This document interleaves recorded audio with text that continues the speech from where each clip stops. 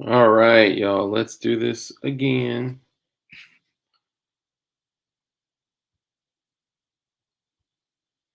Boom, boom, boom, boom, boom.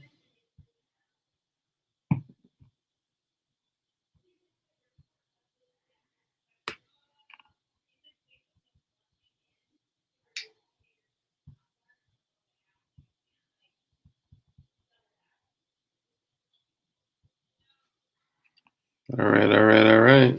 What's cracking, fam? Family. Y'all remember that song, Family, from back in the day? Rock and roll and rock. I got tens, got 20s, got 50. No, maybe. So much got in jail with the white Rolls Royce with my man Pharrell.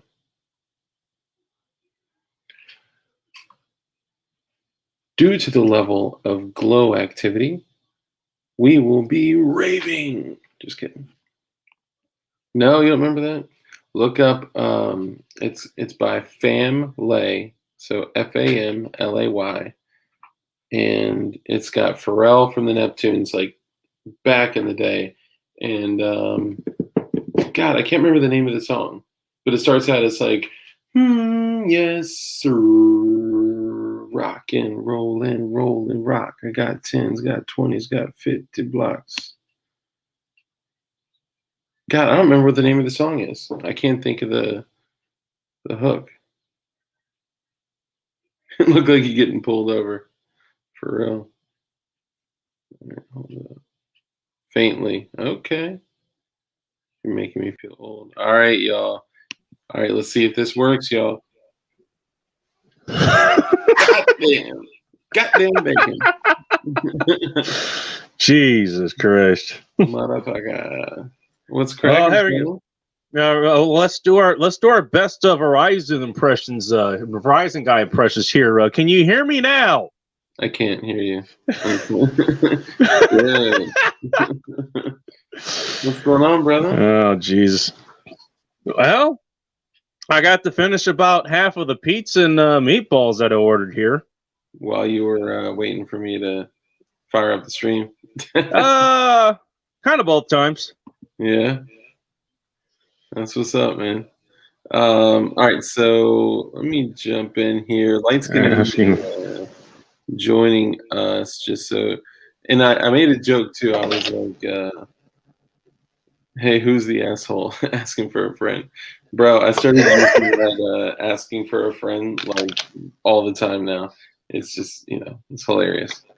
I can't remember who I got that from actually, but I do know Terrence Pop he's kind of he's semi-famous for using that. That's one of his lines.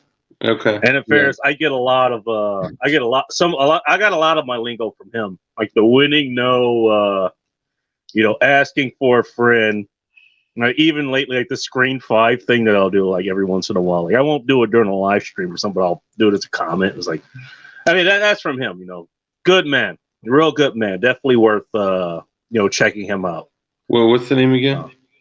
Terrence Pop. Pop with 2 P's.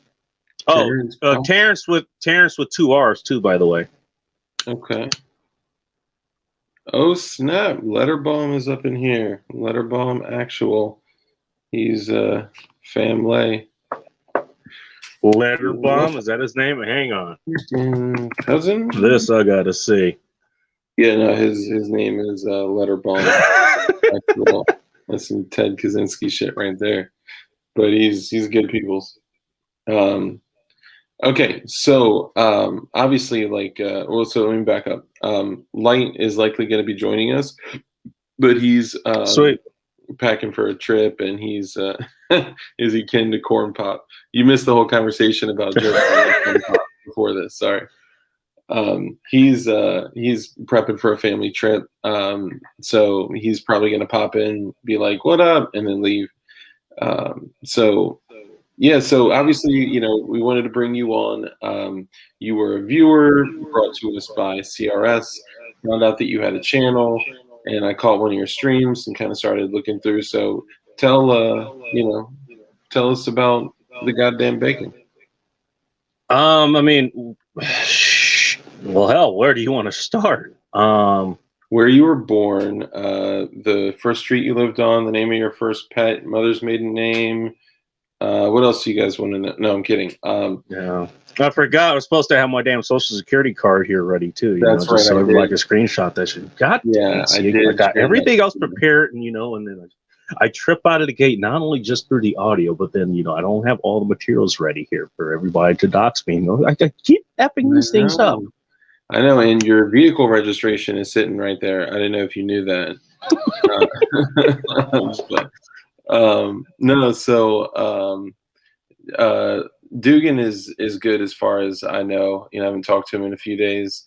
So yeah, I mean, he said he's basically going to go completely off the grid, literally put his phone into a lead box.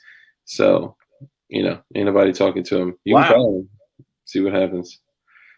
Yeah, no. So let us know, like, tell us a little bit about your show. How long have you been into it? What kind of Okay. things do you discuss? The vision for your show, where you see it going, and I don't know, just kind of like the whole gambit, and about you too.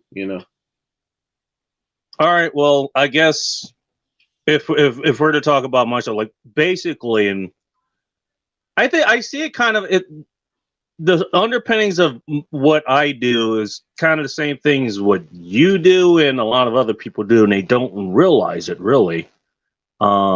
Sport brand, by the way, I grew up in Inglewood, pretty big black community, so the eye color would be brown. So, in case you're actually wondering that, there you go. Sport brand, keep it clean.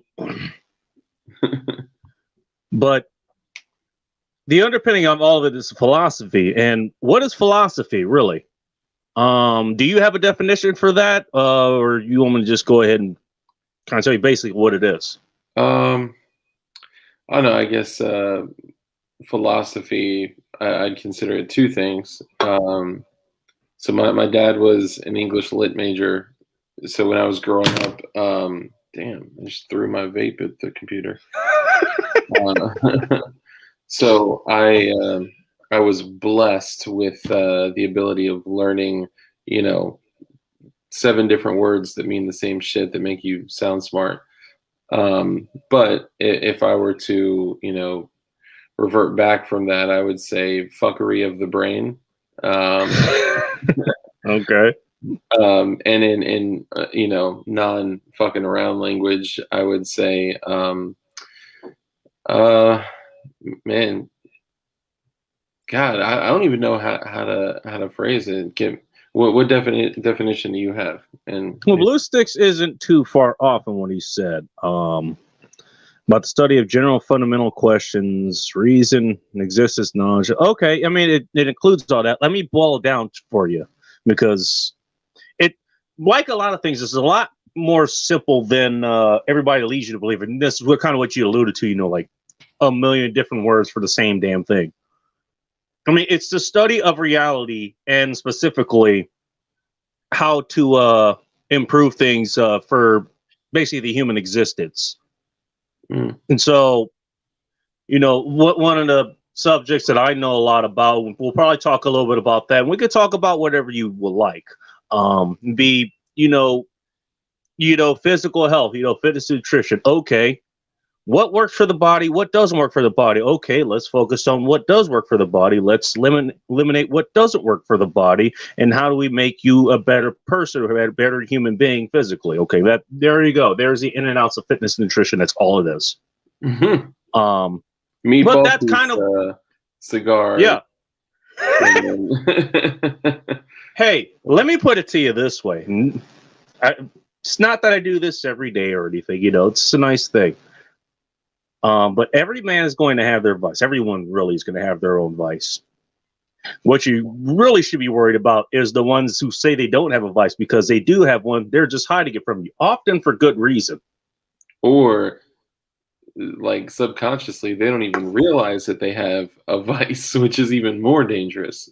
Oh yeah, there's that too. I am a man filled with I guess vice plural. Would that be vice? I'm just kidding. I'm filled with vices myself. So Detective John Kimball asks, was this guy in Super Troopers?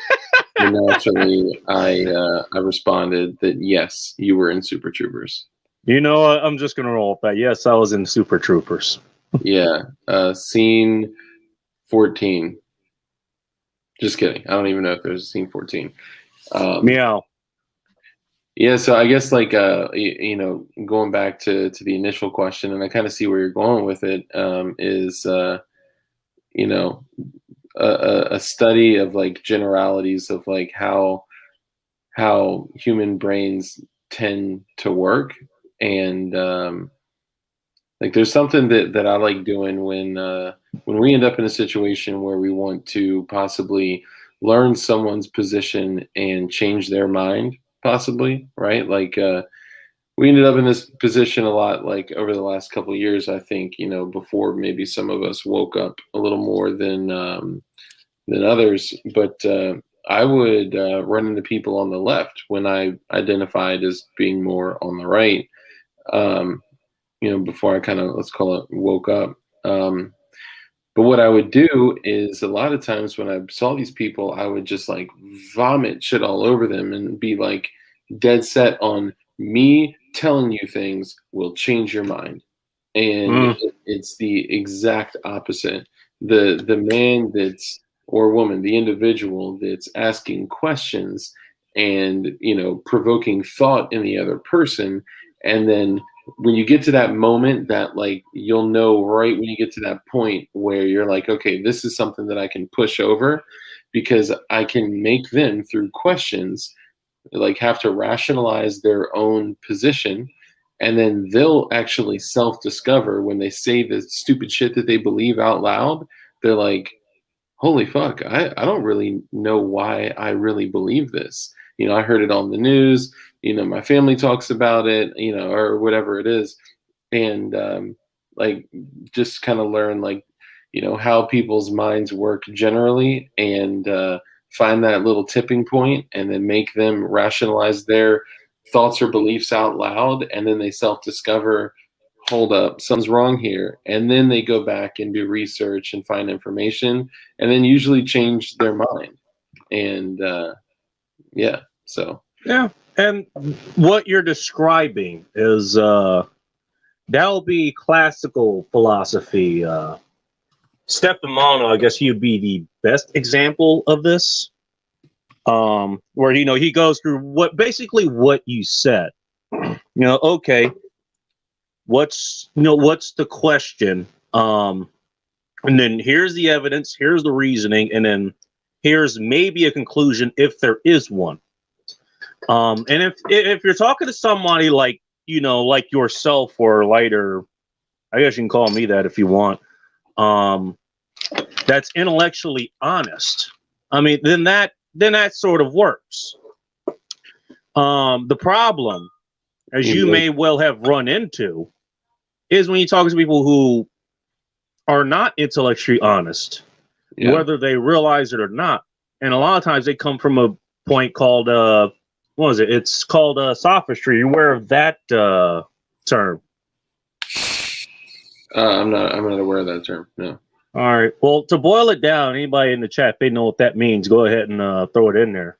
Basically, it's the opposite of philosophy. An emotional attachment to a particular thought or belief.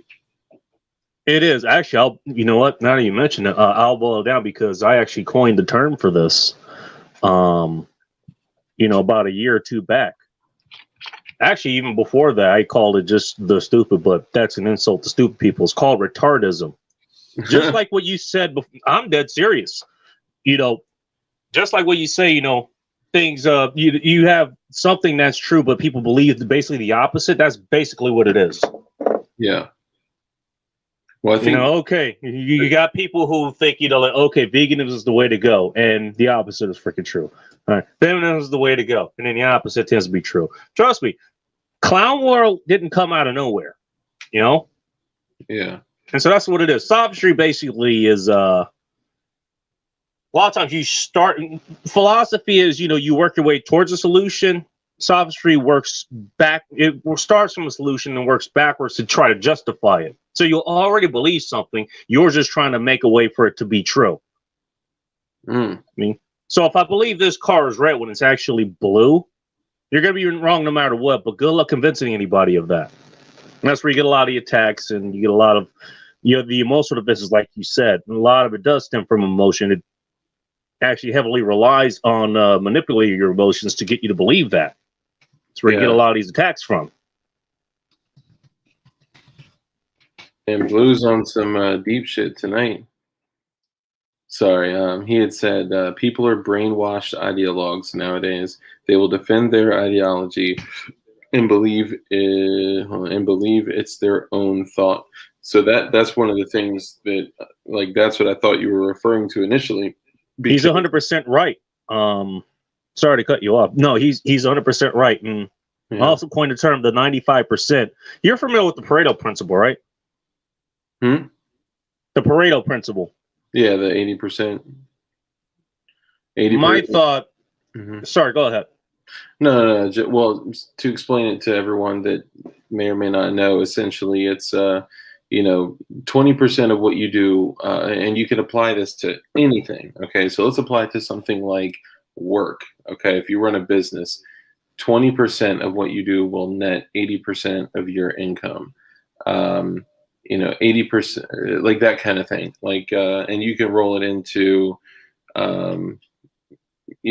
anything. Like, it can literally be applied to anything. Yeah, it could be applied to literally anything. And my only criticism of that is that Pareto is kind. Might have to go look for the damn post, but it's closer to 95%. Hence the term, the 95%. And it's funny enough that now I've, like, within the last couple of years of me actually, putting that out there, like, I keep seeing 95% pop up everywhere, or 5% pop up everywhere. The 95% are going to be the people who are the ones that they're going to believe something that's basically can be explained retardism or common or whatever you want to call it. They're not going to be. But in getting back to answering your question, kind of in a long roundabout way, my job is to figure things out. It depends on what you want to go through now. Talk about fitness, nutrition. You talk about different vices that you want. How do we get the girls? You ever hear a channel talk about how to get the girls? I'm running across that. Not enough. All the time, and I have an idea behind that as far as why that's being shoved down our throats as men. Like, going back to military age males that are likely armed, that are likely to rebel, are getting how to get the girls shoved down their throats. Because when you take something that a man lusts for, and then you have an opportunity to teach them something, you could reprogram them. And in reprogramming them, it could be another attempt to make the populace as docile as possible.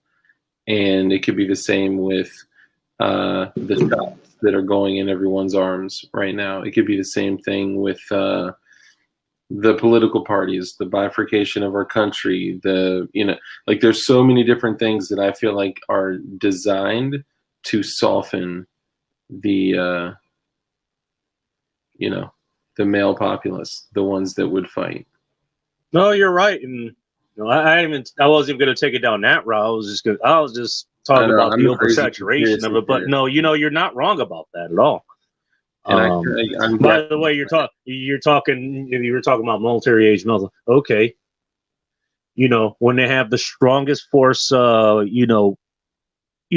produced in the universe, the male sex drive, and figured out a way to manipulate that. Okay. Yeah. You might get a little sway out of that. Let me see. So John D says, yep, everyone, let's go celibate just for the rage nut factor. Oh, are we getting into retain your semen talk here now? Is that where we're going? God, I could never retain it. This is one. I got no problem. Put it this way. I got no problem with, retaining semen. The only question is, what's the name of the girl who's retaining the semen? That's my only damn question, you know. Yeah, I was gonna say I got no problem with the semen retention. My question is, how long must I retain it? And I mean, a big problem is getting stuck on deductive thinking. Theory before facts. Inductive thinking is what critical thinking really is, starting with nothing and then developing a theory. Absolutely. Okay. For the boog. That's going to be so, John D. That's going to be the problem, and the boog is when people are going to be, selling ass for Bic lighters and pancakes, like, yeah. Bought another 5-pack the other night, by the way. Bro, I stay with. It was the last one too. You know what is like totally overlooked when it comes to lighters for for, I want to call it prepping, but that's what other people identify it as, the barbecue lighters. Oh, these things run forever, literally forever. And is that a butane lighter or what is that one? It's a I think it's refillable. You know what? Come to think of it, I've never run out of of damn. This all right. Yeah, Sport Brand is on his game tonight, man. He's crushing it. I feel like we're actually about to have a really fucking intellectual conversation, man. But hold on, let's go. So let's an intellectual conversation I'm a part of, man. I didn't see this coming, but okay. Right? Yeah, I'm using words that I haven't used in ages. If we held it for a month, the boog would commence organically. Yeah. All right, so let's back up a little bit. Oh, hold on, Blue Sticks. I'll tell you this much. I stopped watching porn, and now I'm ready to put my fist through the wall. Oh, boy. Here we go. It just makes you, use the old noodle a little. Let me not use that verbiage. Makes you use the thinker a little bit more. The old, the way I picture a human brain is like, if depending on how old you guys are, those what were they called? Projectors, right? Where they have the big like cylinder of little like cards. They got like hundreds of cards around it, right? And you do the little button chunk chunk, and it changes slides, right? I feel like our brain, like the human brain, is exactly that, and whatever card is in the slide is being projected in the forefront of your thought, your whatever you're like present to. And with that, though, traumatic events, stresses, things that like provoke anxiety and whatever, those go to the back and those hide somewhere, right? And then there may be something that comes up and triggers you, and that button gets pressed, and then chink, and it puts that shit, right in front of your head, or something makes you, think it's, and it could be like something as simple as like the whole idea of the reticular activator in your brain, that you buy a new car and you've never seen that car on the road, but the moment you drive off the lot, you start seeing that bitch everywhere. It's because your brain is kind of a visual association, so to speak. Yeah. You're right, Blue Sticks. Stop. Like, if you're going to stop watching porn, it is difficult, and that's why like people like Gavin McGinnis stopped masturbation completely, because it made him focus on his relationship with his wife. Right. Well, that it certainly helps if you already have a relationship. And by the way, I don't know if you knew this. I mean, you're an actual parent, a father, that kind of thing. Yeah. So I'm pretty sure you can appreciate that. The dude has 3 kids. Now, I don't know if you do this. Kids kind of take a little bit of time off your hands there. Hell, just having one, I can only imagine. 3. I mean, and he's talked about it on Stepbot's channel before. I remember listening way back before everybody got kicked off of YouTube. Don't worry, we're next. Yeah. And so that's going to be a factor as well. Yeah, wait till they go through my old videos. That's going to be interesting. Manual review. Somebody said that somebody said that because they have to do a manual review when you hit 1,000 subs. Somebody said they just picked a random video and heard Dugan talking about the eyeball on the $1 bill, and they're like, "Oh, fuck it, monetize." For real? They like, actually do that? Yeah, they bro. They depending on what you depending on your stance, your what do you call it? Like the way the company sees you and your content. Every single video could be manually reviewed, and if that's the case, we'll have an interesting time here. SDGS DHAA. As a former stoner, those grill/camping lighters last way longer than pocket lighters. Motherfucking right. Oh, speaking of which, what is it? What's the brand? It looks Tech like Boss, I think it is. It's still it's the butane lighter that I have. It looks like I use torch, bro. Matt. So it is. Matt, another one you might want to get. Just to throw this in there. Yeah. Get a USB rechargeable one, like one of the arc lighters. Here, hang on. I'll show you. I'll show you the one I have in the house here real quick. Well, I got this one because I was looking for a replacement for my everyday carry one. It has like a waiter's corkscrew attachment and all that other stuff on it, but hold up. So you're telling me that is a USB rechargeable torch? Not a torch. It's just a lighter, but it works great. Because I have a gas oven. Yeah. So it works perfect for that. If you have one of those, they come in all kinds of varieties. They come in like the survival ones. They come in, really tough. They can handle outdoor. Like the one that I carry in my cargo shorts. It has a light on it as well, like a pretty nice LED light. Mm-hmm. They can function as a battery. All kinds of stuff. But yeah, those work pretty good for just lighting a fire. They suck at lighting cigars. I'll tell you that right up front. But everything else. It looks like it's just like that small amount of electricity that generates just enough heat to catch some shit on fire. Yeah, exactly. Okay. I mean, I would say that's a good thing to have on it. I think there you go. I mean, you got 3 different types of lighters. You got your big lighters that you could trade for a case of ammo. If you're in the Balkans. Yeah. You've got your refillable lighters, like butane lighters, or, in my case, if I carry in the car, I carry goddamn torch because I don't know if you knew this. Lighting bonfires, if you're camping, kind of sucks. I just like being able to light the goddamn wood on fire itself. Yeah. And then you got these, where, hey, you got literally electrically powered rechargeable ways to start fires. Always good. That's one thing I always talk about. Always have options. Oh yeah. In everything. Techno Man says, "I smell bacon." Map gas for the win. Okay, so let's bring it back a little bit. We started to introduce you. Tell us about your show, how long you've been doing it, and all that stuff. Bless you, Bendo.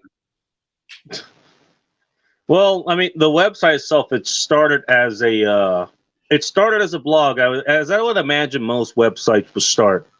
It started with me typing about things that are out there. And I still remember, what was it? The thing that motivated me. This was back in 2016 or so, where a certain quote unquote independent echo senator from Vermont was running for president. I'm sure you guys can draw your own conclusions there. He was running for president, and all the decisions that he wanted to do was, hey, guess what? Do you want to take a wild guess? Other people's money. Hey, I'm glad everyone was sitting down for this. And let's just say I took issue with that. because I come from a community where that kind of thing happens, and I got to see it up front, firsthand. Yeah. But I didn't want it to just be about. That was one of the motivations for me getting started. But I didn't want that to be the main focus. I didn't want it to be just politics. So the first article I ever put out was how to make decisions, and it was literally just the background on how to make decisions. Mm-hmm. Cost versus benefit analysis. Yeah. Then I ran, what was it, the Bernie guy in Americans Today. And guys can go, what was it, June 2015 or 2016 or something like that. Look it up. The goddamnbacon.com, that's the website.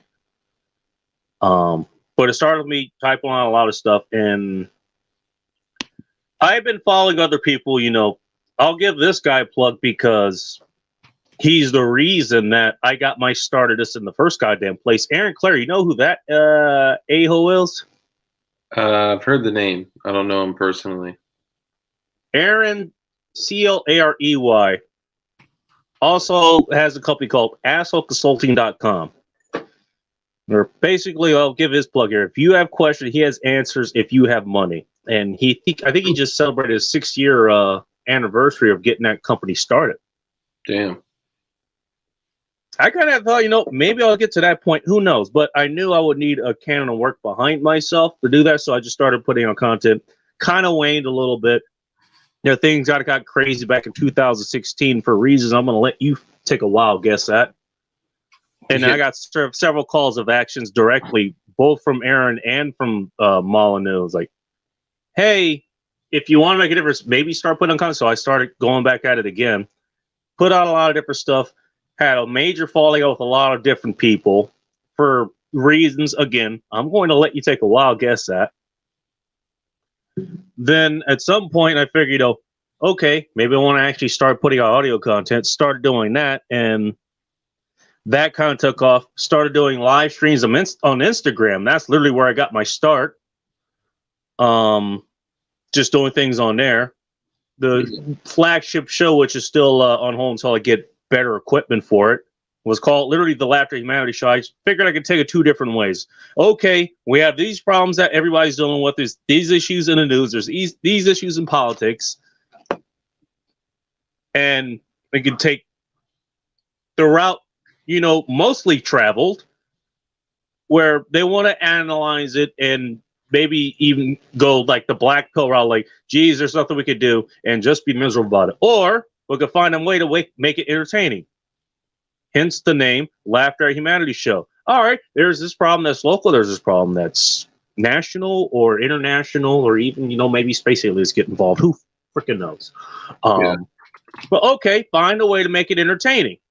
And that was a mission for me for a while. And it marked a whole bunch of different other things, I don't know if you knew this, the world kind of shut down last year. And so I started doing the End Times Report, where I'm just kind of documenting like what was going on. And for a while, that was kind of a private show on Instagram. I still have a private group on Instagram that is still alive today. Guys, go ahead and message me if you guys want to jump in on that.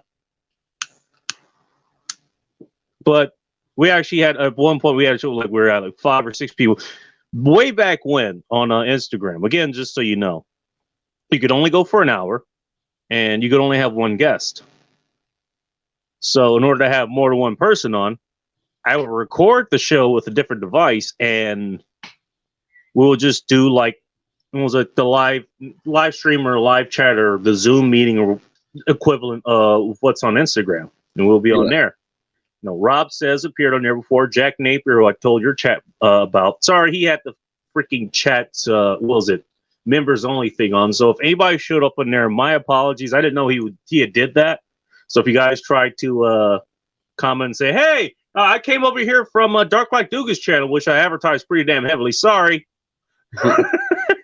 No, that's dope, man. I heard you were tearing it up, man. Are you cross streaming this right now? No, I'm just on you guys's. Okay, if you want, just a quick note afterwards, if you want, I can download the video and audio and shoot it over to you, and you can post it on your channel as well. Or okay, go to your channel. Oh, you can't post yet. You can figure something out.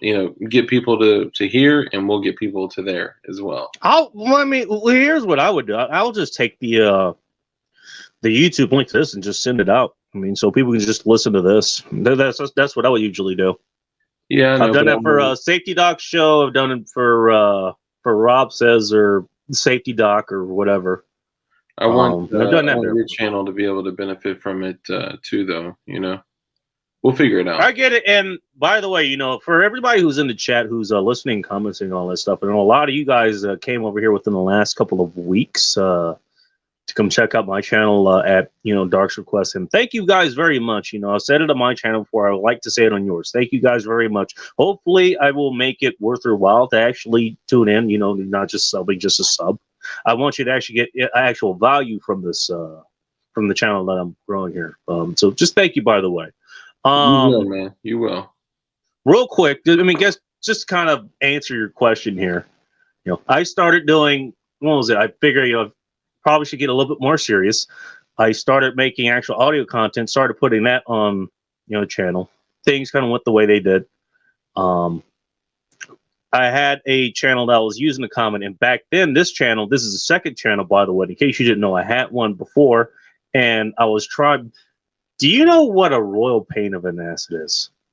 Like, if you know the deal, like if we're doing a live stream right now, and then afterwards you can go to any YouTube to MP3 ripper. You could rip the audio off and download it so you can listen later. I'm sure you know about that. Yep. Do you know what a royal pain ass is to go from MP3 to MP4, which is the format for YouTube? I do not. And that would just make me. You don't wanna. I'm just gonna be. Hey, I'll be your canary in the coal mine here. You don't wanna. Not only was it such a royal pain in the ass to do that, but I actually got my channel deleted because of that. The reason of which apparently, well, what the hell is the reason? It's like I was directing resources away from YouTube to some other thing or something like that. I can't. I have the screenshot somewhere. I'll have to go find it. But yeah, this is the second channel. It was just bacon comments because every time I get kicked off of something, it's like I have to create another email account. I have to have another number just so I can't be tracked. Damn. By the way, fourth Twitter account coming up at some point. Yes, my third Twitter account got kicked off. That's crazy, dude. You are, hey, man. Again, I'm still shocked I still have my original Instagram account. I really am. And not only that, it's actually gotten unshadow banned. I had like 25 likes on, what was it, one of my last posts, which I'm sure the reason is because it was some decent looking chick that she was doing the hand boob bra thing. The what? Oh, the hand boob bra thing. The hand bra boob thing. The hand bra thing, yeah, there you go. Yeah. But the fact that I had the reach was like, I haven't had that reach for years.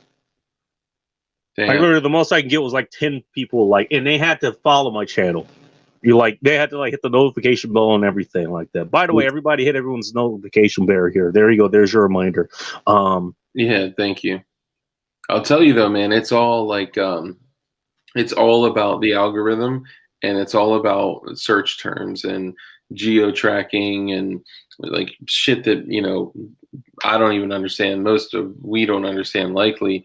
And I'll tell you that so I run an Instagram channel or Instagram page, whatever, called Muzzles Up. So it's MUZZLES up, and it's just a gun page. That's all it is. It's I post gun pictures all the time. And it is absolutely has nothing to do with my collection at all. Okay? I'm just going to throw that out there. And if it does, it's all airsoft.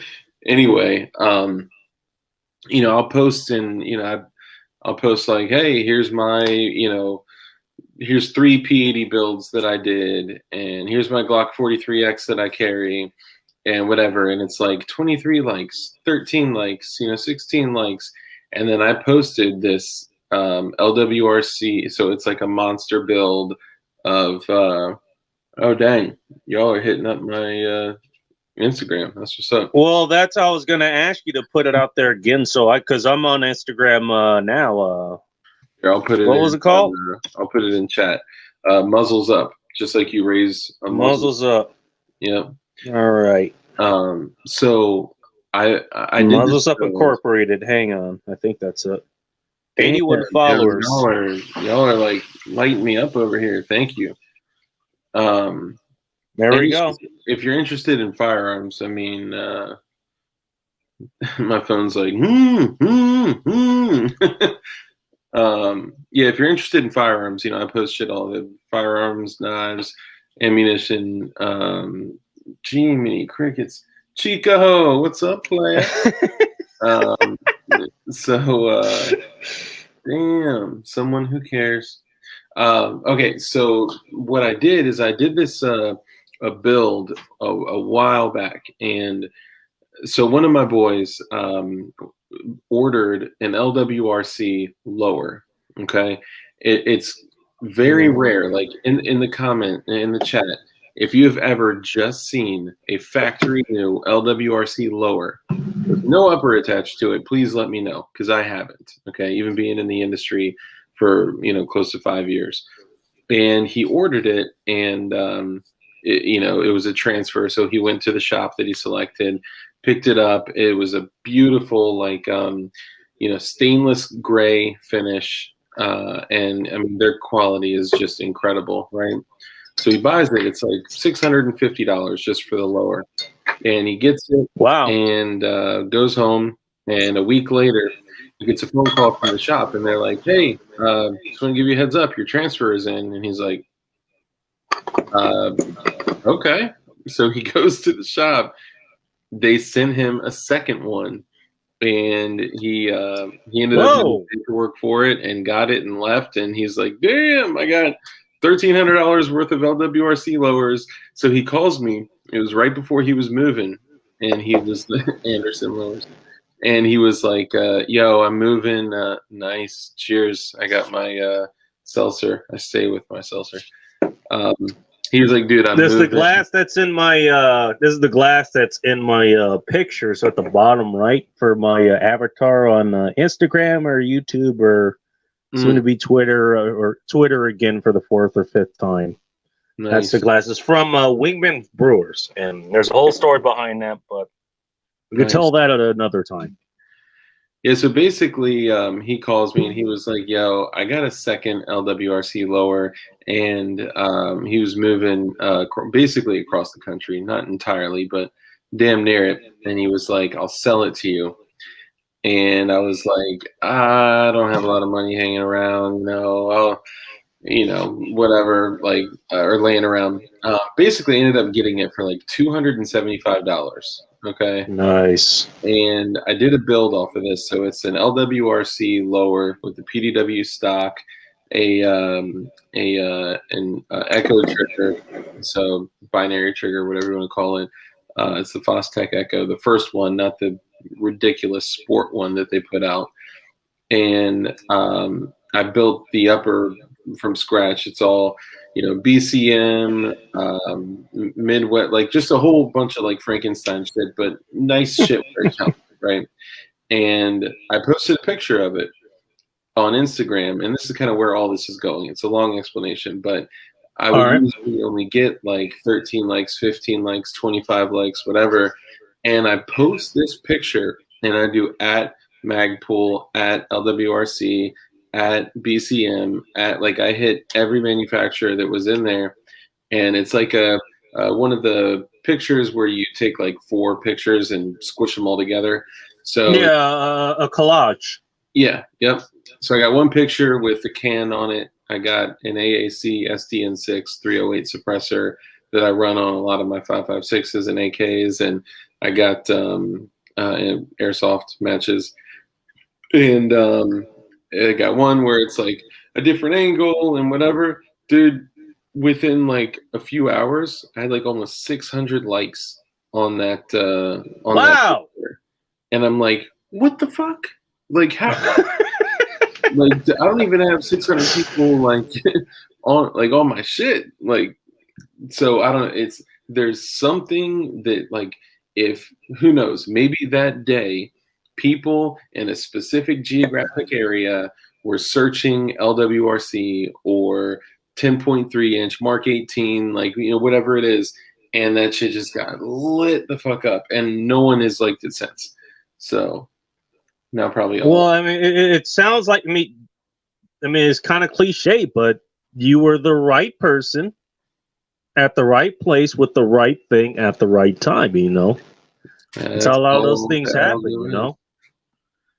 Yeah, what's up, CRS? Is he in the chat? Let me see. I don't see him. Yeah, he's here. What's up, Matt? Hey, you got Matt. Just so you know, the goddamn bacon came over to me from your channel, and now he's on my show. Hey, can I give a plug to this guy again? No, because he's the reason. Yeah, of course, man. He's a huge friend of the. CRS Firearms, our local ATF agent here, apparently. By the way, hi, all our local ATF agents, all my ATF comrades in the Phils. Thank you guys for tuning in. The reason I know about CRS Firearms, as you know, he had you on his channel. That's how I heard about you. And I was like, okay, this dark guy, like, he sounds pretty cool. Like, okay, he is dark like Dugan. I don't know who the other two are, but this guy sounds cool. Well, let me go check him out. And then I check him. I was like, oh, this channel's pretty damn cool. I'm always down for cool channels. This is what I listen to. Like, usually around this time, it's 7:38 here on the coast that still has a little bit of sunlight left out. That apparently I'm one of the only people who ever goes on live or watches anything on. Like, I'm the only goddamn person on the West Coast. But I'm always down for new channels. The reason I know about CRS Firearms is because David Perodin had him on his channel. His channel is called the Safety Podcast. Yeah, I haven't caught that before. Let me put that in the chat real quick. Safety Podcast. Hang on a second. Yeah, Anthony, just so you know, we're not talking about likes as in like, oh wow, like look how many likes I got. We were talking about unique algorithms of media platforms. So how those things work. And Rob says he does a good thing of that. He does it on his channel. Like hit the like button, leave a comment, because it sends it sends tingles down YouTube's vajayjay, and it helps with the algorithm and all that other stuff. But back to the point, Doc he had CRS, he had Matthew on his channel. Not only did he get a lot of people from his channel check out stuff, that's how I heard about CRS Farms, and I learned a lot from just his channel. I love listening to this stuff. Oh yeah. It's kind of cool that he does things on the weekends and Fridays and all this stuff. So again, I got more things to listen to while I'm at work, while I'm dealing with customers, while I'm dealing with protests. By the way, there was supposed to be one tonight I ended up finding about. We're in downtown today. I guess I picked a good day to take off, huh? In your area, do they like stay protesting out there? It is. I'm gonna knock on wood first. There's a nice benefit of having this studio as opposed to the other one. There's actual wood to knock on. But put it this way, and me and SPD have had this talk more than once. Because I asked them, you know what the Q word is? Don't say it. You know what the Q word is? It's the opposite of loud. Do not say that word. The opposite of loud? The opposite of loud. Okay.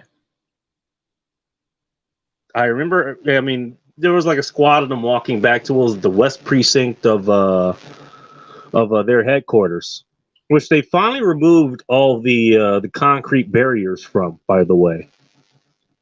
I think I made that comment at one point. I was picking up an order from 7-Eleven, which is right across the street. They had concrete barriers for that one. I think they still have at the East Precinct where they had the the autonomous zone. I'm not sure if you heard about that. Well, okay, everybody's heard about that because it went worldwide. The Capitol Hill Autonomous Zone. By the way, guess who's got a lot of pictures inside of that? And not only that, you know, there was one post. If you guys want to look it up, go on the goddamnbacon.com, look for the search bar and type in tough guy.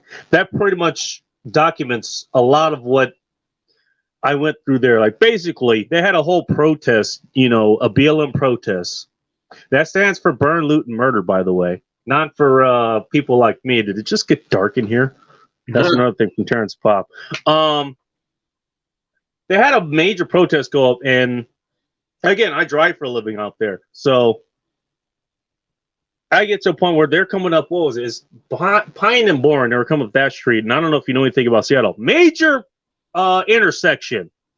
Yeah, I don't know nothing about and that. So I'm kind of in mission mode. So like, I'm not even thinking about like, okay, these idiots are going to like, I need to get to this restaurant, so I'm just going to do it. I'm actually more surprised that you said you were picking up an order from 7-Eleven. That doesn't make sense to me, but please continue. just another vendor. Just put it that way. Oh, you can look that up. You can look that up. Look up Seattle's West Precinct. The 7-Eleven's across the street from it. Good people. When I go around, I manage to get my order, I get it delivered, and I get so freaking pissed off afterwards that I went and I found their communications hashtags on Twitter and said, hey, you a-holes, look, I was in mission mode. That's the only reason I didn't stop. Next time I end up in front of you, one of your little freaking jogging sessions, I'm not turning around. I'm getting out of the freaking car. And that started like a month-long fight with like 100 of those goddamn people. And it got to the point where it's like, okay, I had orders that were going into or out of there, out of their autonomous zone. So I walk in, I get my order. I got pictures of like some of the NFAC rallies there. Damn. I took pictures of it. I was sending it to them like on Twitter through their little com hashtags, and I literally got to sit back a couple times where watch them all shoot each other.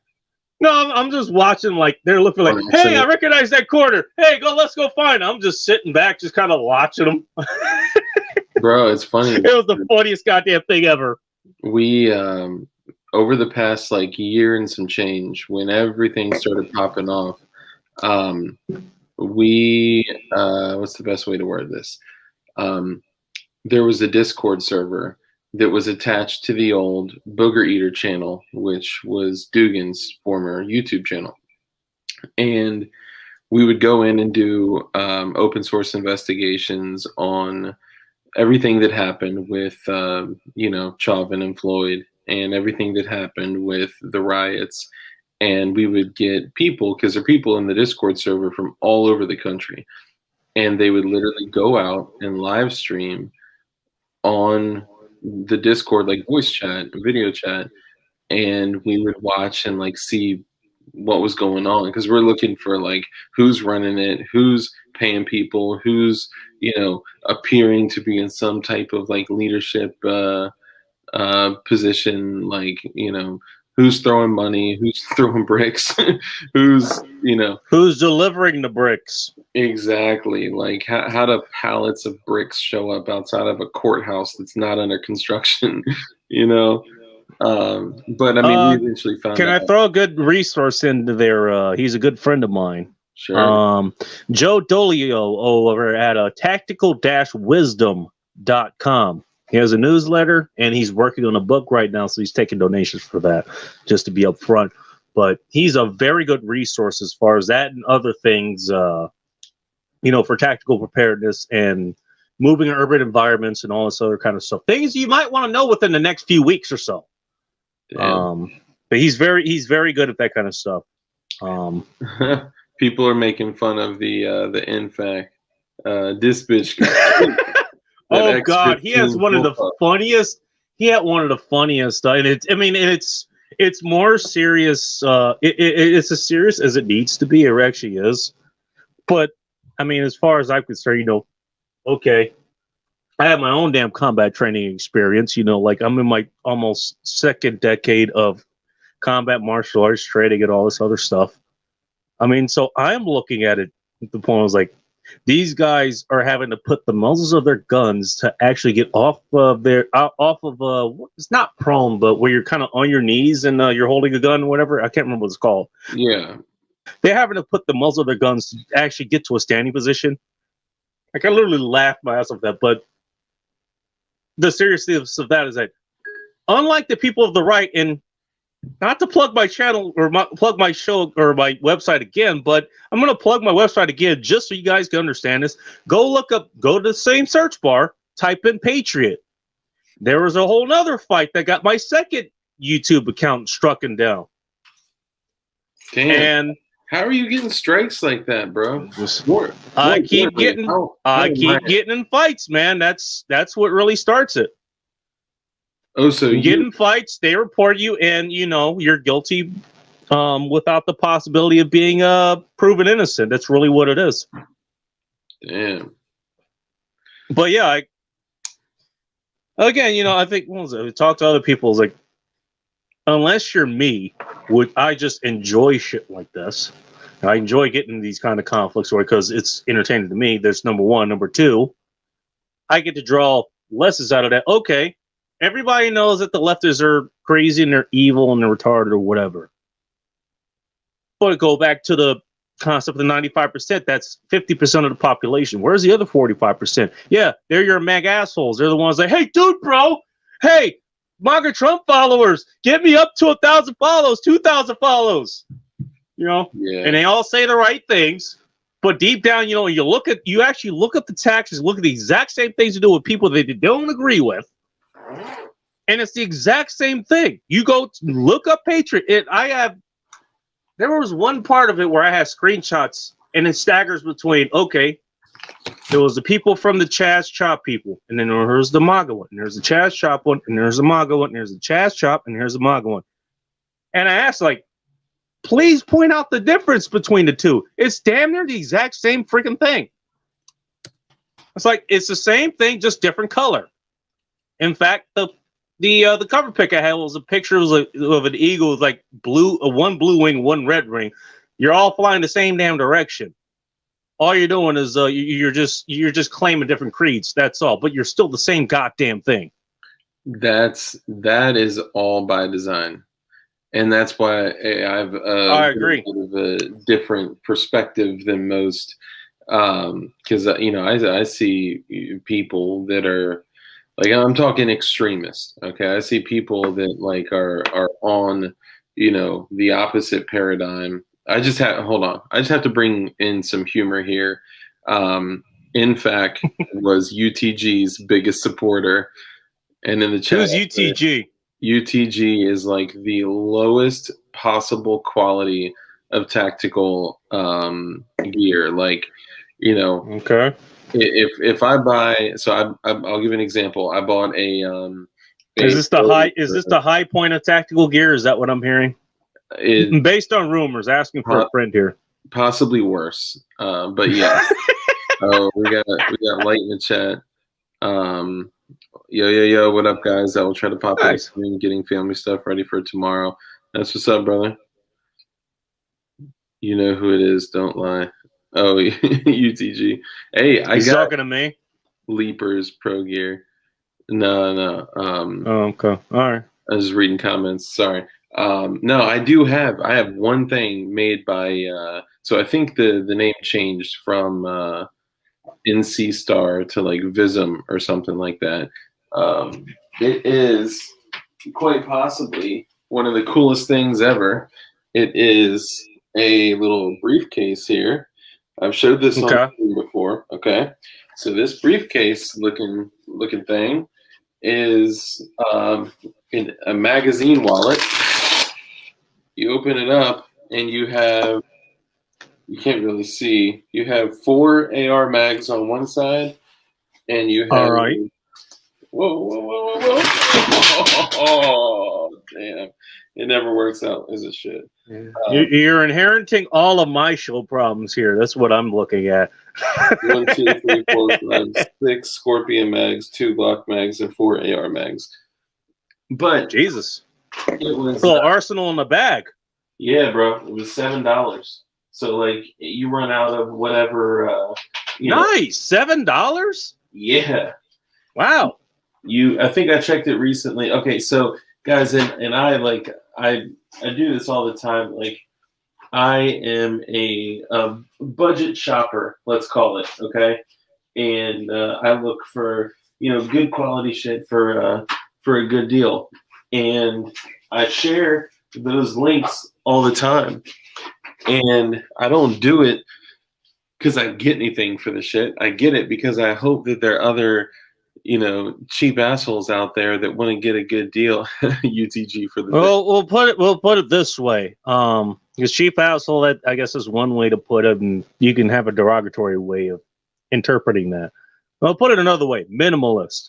Again, Aaron Clare, let's give him a plug. He has a whole book out on the minimalism, and what was it? The one I read recently, Poor Rich's Retirement.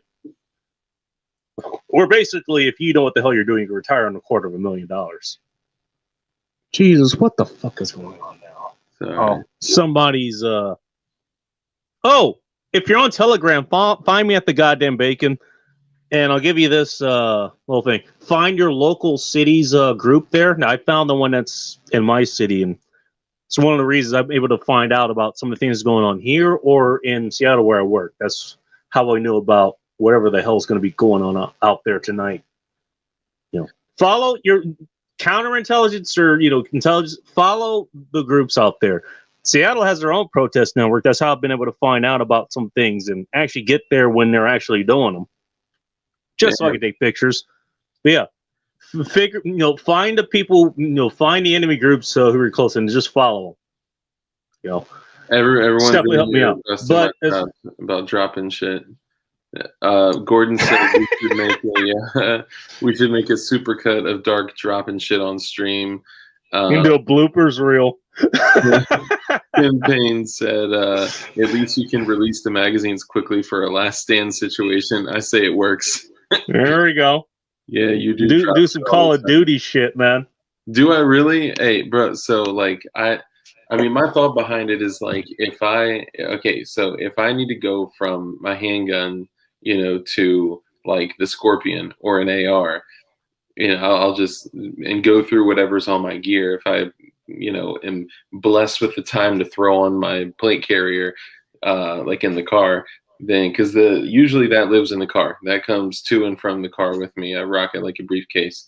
That's the first time I've dropped magazines out. Katie Arms, by the way, right? What's that? Just give them that. Katie Arms, by the way, right? What was it? Charlie Alpha Tango India. Katie Arms. Yeah, the armor. Yeah. It's CATI. I got to get on that, by the way. Oh, bro, dude, they're already kind of going back up in price, and I jokingly say like, buy it before it becomes an NFA item, like before you have to live. Half joking. Yeah, half joking, but like honestly, I could see that becoming an NFA item to where you have to buy a $200 tax stamp to purchase armor, which any type of regulation of armor is bullshit. It's literally like it should be anybody that is anti-gun should be pro-armor. It should be an anti-guns, person's best friend, because it is the most passive way to, getting like rifle threat protection, pistol threat protection. From the most dangerous weapon of all of humanity that everyone should be afraid of, and only your local state sanctioned people should ever be able to own, less warlords and murder rape ever happens. If anyone can have access to this, like we're this the end of humanity as we know it, the AR-15. Yeah, we know. Yeah. And by the way, if you're somehow against having armor against these kind of rounds, if you're the same people who were pushing the goddamn bulletproof backpacks back when that Parkland thing freaking went through, I got no words for you. Yeah. So how do you physically navigate that middle backflip, Batman? I don't know. Yeah. But they're literally full of just like eating their own foot. Anthony said, "What happens if you get pulled over with all that stuff? Don't they wonder why you're so strapped?" Yeah. No, ask me how I know. You want to ask me how I know? Yeah. Now, it wasn't an AR-15. It wasn't any firearms actually, but this was back during that whole food poisoning thing. I'm rushing my way home for the obvious reasons, and I had passed one state's patrolman. By the way, I got no problem. Again, as a black from the waist down guy from Inglewood, I'm half black, quarter Mexican, quarter white. In case anybody really wants to know. Uh-huh. Let's just say I'm mostly minority, and you wouldn't be able to tell the quarter racist part anyways. But I'm from one of those hot areas where they even got to the point where, you know what saturation patrols are? Saturation controls? Saturation patrols. Oh, patrols. Yeah. Like if an area gets too heavily populated, they disperse people? No. Well, that's just called riot these days. Like, I'm sorry, my bad. We just got demonetized. Jogging session. That's what it's called. Yeah. Well, what a saturation patrol is, just to give you a quick.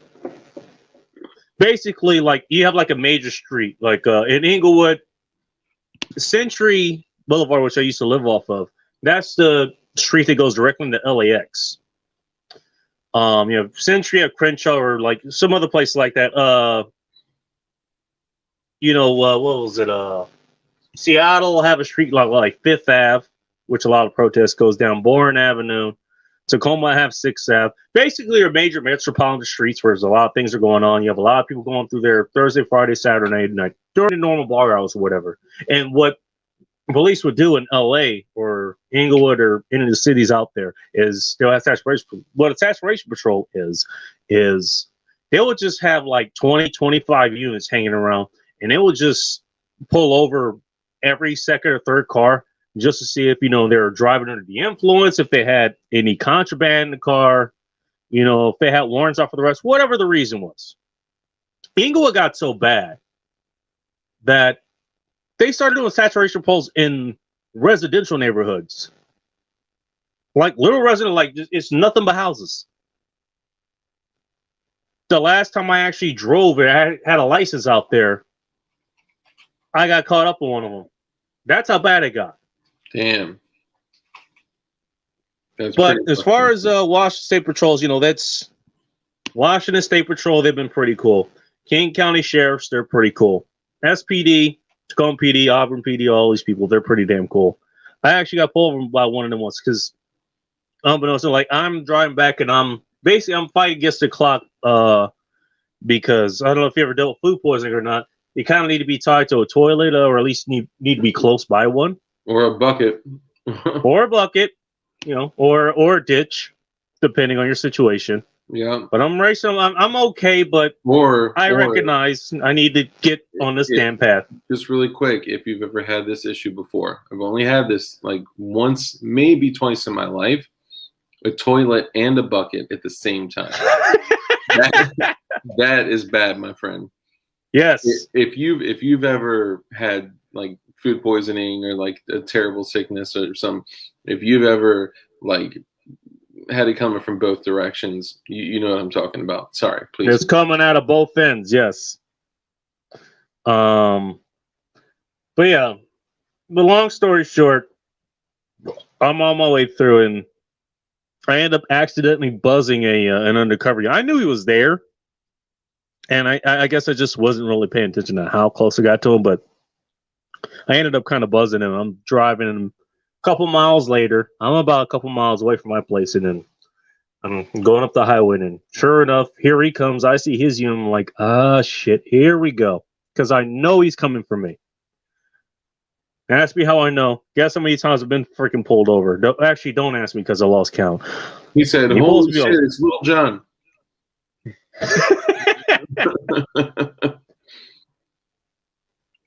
But he does a standard thing where they have to do this up there because everybody has body cameras up here, and like, just so you know, you're on camera and the whole spiel. The whoever's like, I was sitting on the side of the fucking road, right? You just fucking blew by me like through a construction zone. You're going 70 something miles an hour. Like, what the fuck, man?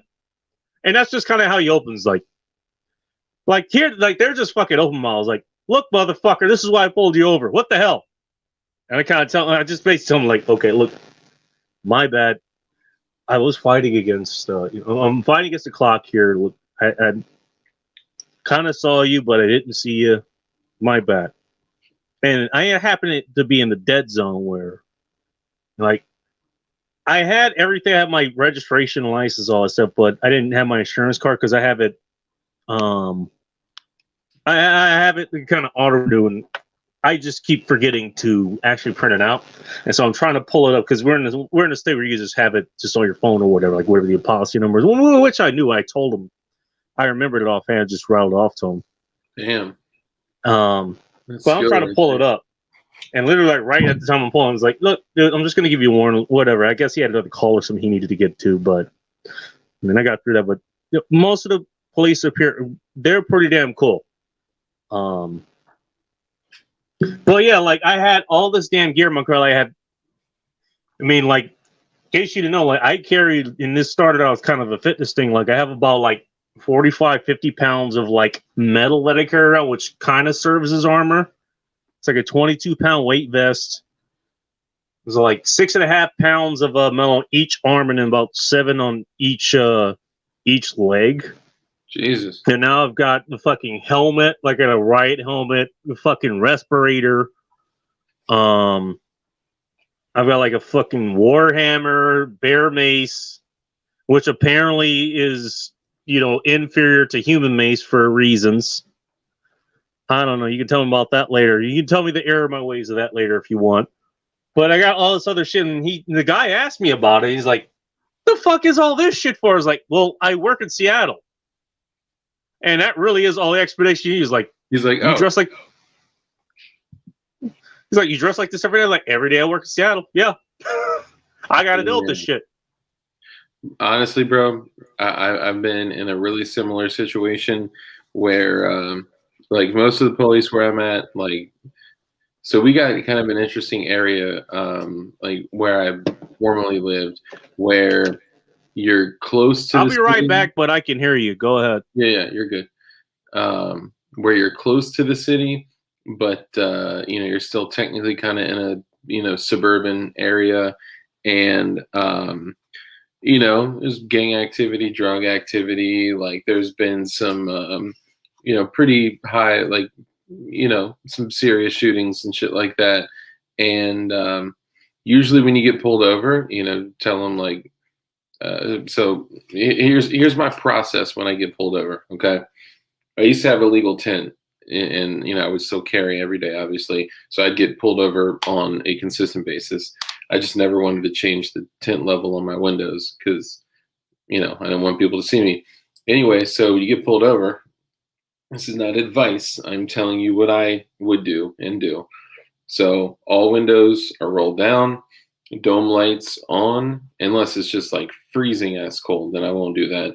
But dome lights go on, hands attended to. Sometimes, like for a while, I was even putting my hands out the window, but that started freaking a lot of cops out.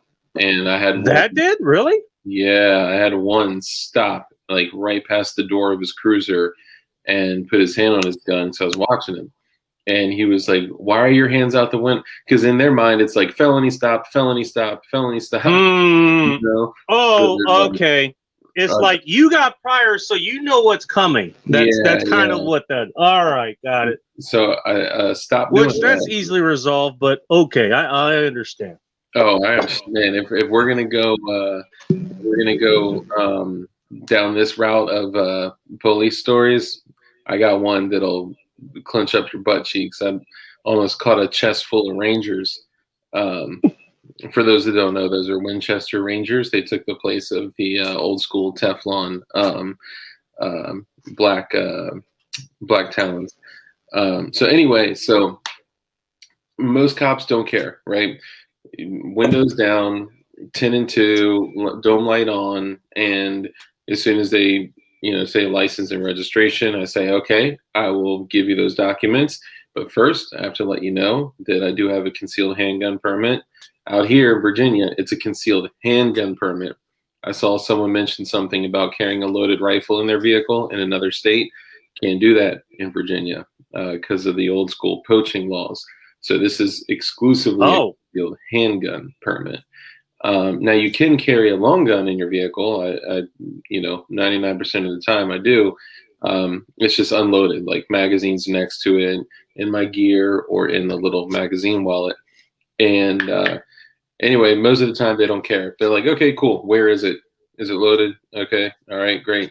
And then they go about their business. A couple times though, I mean, my rights have been violated. They say, okay, get out the car, take the weapon from me, search my car, and then, make it safe, throw it in the trunk and say, okay, you're good to go. Sorry about that. Have a good day. But I was like a young dumbass. Well, at least they said that. And I don't mean to interrupt your story, but I do want to put this point in there, because I've dealt with all kinds of cops in LA. In Inglewood and Compton and Culver City, which is one of the worst places to get pulled over, by the way. Santa Monica. You do have to understand, even in these kind of places, the things they have to deal with. Now, I don't know about the city you live in. By the way, bonus points for you hitting the donut theory of real estate pretty damn well. If you don't know what that is, it's another thing Eric comes. The donut theory of real estate, basically, let's say you have a city like Seattle. You don't want to live in Seattle because that's where all your money's going to be kind of sunken. You want to live outside of it. So maybe you can commute in and make your money and come out. Yeah. You also don't want to be too far away from it. That'd be your rural areas. So there's that. But you got to understand the areas you work in, or the areas that you're in, and the police and how they're going to respond to things as to the threats, because they're the ones that, like it or not, they're the ones who are going to have to deal with the crazy shit that happens. As Thrill the Men's Room always says, they're the ones that have to tackle the naked people. That's funny you say that. Sorry. I wish the whole country was like that, Tim. What do you say? He said, thank God he's in the South. He can have loaded weapons without a permit in the vehicle. Hey, you know what? That mostly, I would imagine, some places, maybe not, but if somebody has a goddamn permit for the weapon, chances are they're not a fucking criminal because you have to go through a legal process to get that. I don't know if you knew that or not. But somebody who's going to lawfully own a firearm, if shit goes down, if we get WRLL, those people are going to be on the goddamn cop side because the cops are going to be fighting us. That's just my personal opinion. There are going to be some bad cops, I get it, but most people, people don't sign their lives away for something they don't believe in, whether it's their city, their country, their county, their state, whatever. But remember, though, the intention when they join something is different from their mindset years later, right? So, like, you may join something for a reason and then evolve and change over time, and you could become a different person. And I think not to say that I necessarily disagree with what you're saying.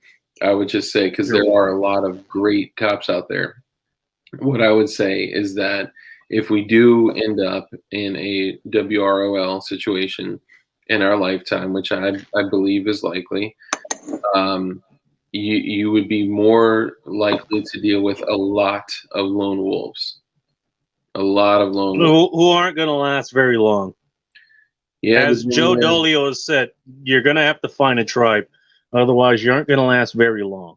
So there's an issue with that too, because you got to find something in between, right? Because if you're the lone wolf, and in my opinion, the lone wolf is the most dangerous because the lone wolf is the one that can slip under the radar, that can, feign compliance, that can. You can't even get a CCW out here anymore. Rumor has it everyone now carries illegally, and now long guns. Oh, it no longer gives two fucks. Gotcha. So I think he was talking about Cali. Yeah, he's talking about Cali. There's someone from California in the chat. Hang on. Let me Yeah, check this out. From Cali. Oh dear. My Techno Man, yeah. Yeah, he was in your chat last night. I was kind of going back and forth with him because I live in Washington State, in case anyone was wondering.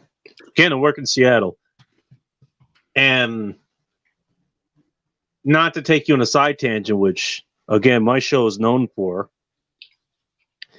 I've been documenting just how many goddamn plates from California have been showing up here, whether it's, Enterprises plates. Apparently in California, they do two things right in California. One is that they don't have any taxes on alcohol. Washington actually is the worst as far as just straight up liquor goes, like your bourbons, your tequilas, your scotches, what have you.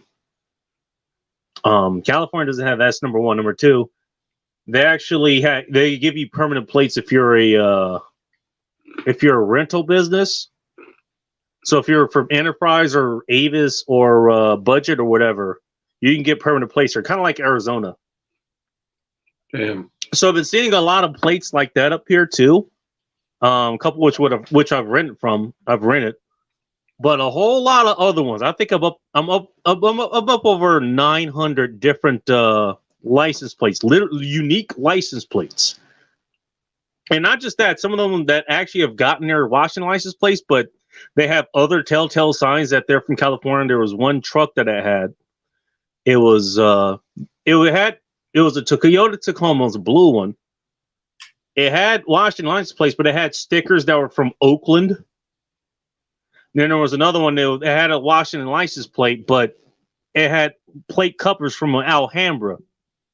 Now, I think there's like some town in Austria that has the same name, but Alhambra is a town in California. It's from the LA area. It's kind of in the suburbs.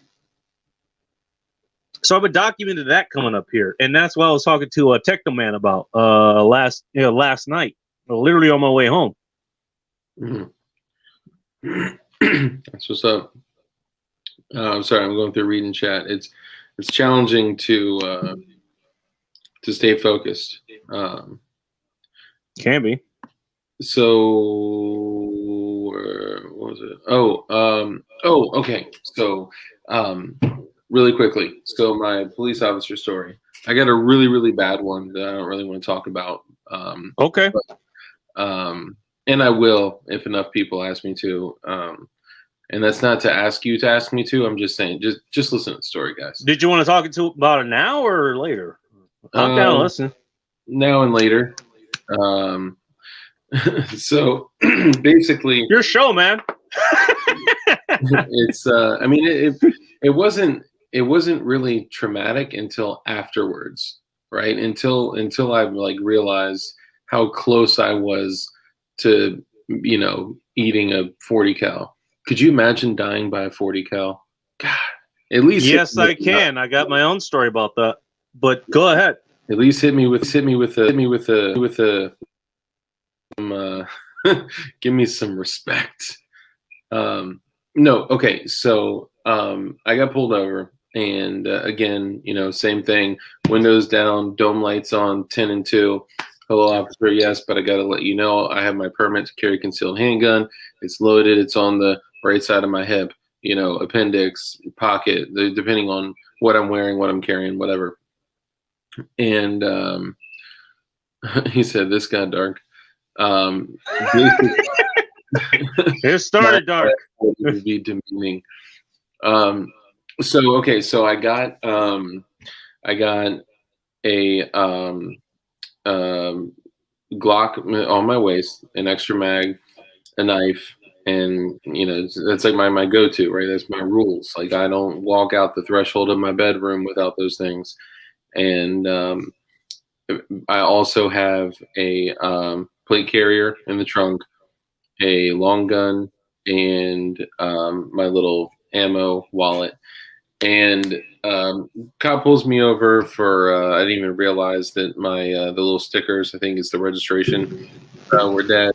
So informed him that I was carrying a gun. Not a problem at all. Just don't touch it, and we're good. And obviously I didn't. I literally froze there like this, like the entire time. And at the end of the stop, he asked me if I have any other firearms in the vehicle. So he waited the entire time, didn't ask me shit. And I was like, yes, I do. He said, okay, can I see them? And I said, no. And the moment that I said no, he got another cruiser there. He asked me, he was like, I'm just going to make sure they're not stolen. We're good. We're good. Don't worry about Which it. was probably on its way already. Yeah, just saying. probably. So basically, other cruiser gets there and they take me out. They don't take the gun off my hip, but they start looking at which is interesting. And they literally start going through and look, pop the trunk and looking through everything. And the cop comes over. There's an old dude and a young dude. And the old guy is like freaking out. He's like, why do you have all this with you? And I was like, for the same reason you have, at the time they carried HK USPs. I was like, for the same exact reason you have an HK USP 40, 6 magazines. That's a pistol, right? Yeah. Okay. So the same reason that you have an HK USP 40 and 6 mags on your belt, an AR-15 and a Remington 870 and body armor, because people are crazy. And I'm not going to be and batons, by the way. Yeah, and batons and less lethal, and that. I mean, they got a gang of shit like that. Every single now in the area that I live in, every single you EDC a 40. Oh, man, I'm sorry, but we fighting over calibers again here, really? Okay. Oh, right. Dude, 40, this is the extent of my 40 caliber. I literally have there we go. one round of 40 caliber in a 10 millimeter magazine to make it worse. Yeah, and I found that on the in the middle of the street somewhere. So basically, the old dude's freaking out. The young dude is like, "Look, just like whatever. Let the dude live, and no problem." But yeah, they were freaking out, and I've had other cops freak out before. And one time, this is when I was a kid, just got my permit. Okay, this is the bad story. And, I thought, of course, the best thing to do was carry the largest gun possible that prints as much as possible and make it as obvious as possible that I have a gun under my, skinny T-shirt, And I was going to a buddy's house and I stopped by actually a 7-Eleven. And that 7-Eleven in my area used to be a substation. So they would have at least a couple cops there. But there's a cop there in the parking lot. When I get there, I walk in, and prior to this, I used to carry a full-size 1911 Springfield mil-spec with a compensator. It was like literally the Punisher. That was my first legal handgun, and I ended up getting a Taurus PT92 with the 20 round mags. And that thing was super dope. I thought it was what caliber was that in? That was a 9. I ask. All right, that's a pretty decent capacity. Yeah, dude, I love that thing. Dark rolling around like the Punisher. It literally was like the Punisher gun. I don't want to talk about what grips I put on it though, because I took a Dremel to some where are they? Avrex or whatever. The faux pearl grips, and dremeled out a spot for the ambi safety and put them on that thing, because pearl grips were like the cool shit back in the day. If you got a gun with a pearl grip, woo, watch out. But anyway, so I'm carrying this gigantic Taurus with a 20 round mag. I got 21 rounds in that thing. And I just get out. 20 rounds in a 9 mil. That's pretty fucking large. Well, I mean, even my Glock 17, I'll rock a 17 plus 2 with one in the chamber, so 20 rounds in that thing. But now I'm carrying more what do you call it?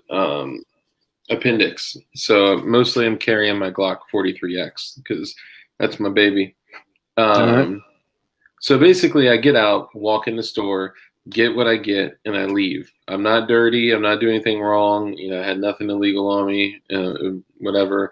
Because I was like literally 21, just old enough to get my permit, and get in my car, sit there for a minute, and I'm like looking at the cop, and I was like, man, this dude had to have seen my gun. I look a little less. You get that feeling like, all right, something's about to happen. You know? Yeah. You So get that feeling in your spine. It was like, all right, we know a confrontation is coming. It's like you ever play what was it, Pokemon on Game Boy? You ever play that? I have never played a game or watched an episode or owned a card of Pokemon in my life. All right. Well, just to give you the reference is like, That makes me not okay, an American. long story short, like you have your Pokemon or whatever, and you're going on your adventure, and the tells like you can go into some areas where you can have an encounter anytime, but you go into the tall grass, this really thing, and you're walking along, and then you hear the thing goes like the screen starts doing the whole thing where it can give you epilepsy. It's like, bam, bam, bam, bam. It's like, then there's the encounter, like you know something's coming, basically. Yeah, That's just what I'm saying. All right. Yeah, that's what. No, shut up. Let's continue. Yeah.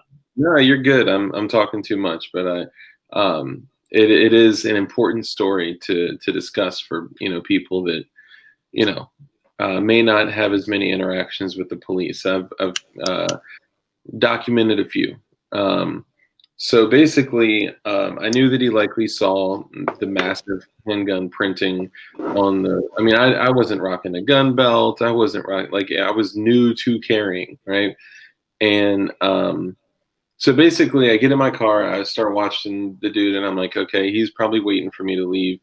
Get in my, get in reverse, back out, leave. The moment I turn out of there, he's literally right behind me, and he's tracking running me your plates down. Yeah, probably. Now they got the scanners on their shit. So, but the moment we get to a cross street, hits the lights on me, and I do my thing because that's what they taught you in class.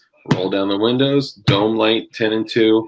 Yes, sir, I'll get you those documents, but blah, blah, blah. They teach that over in your area? They didn't teach me that.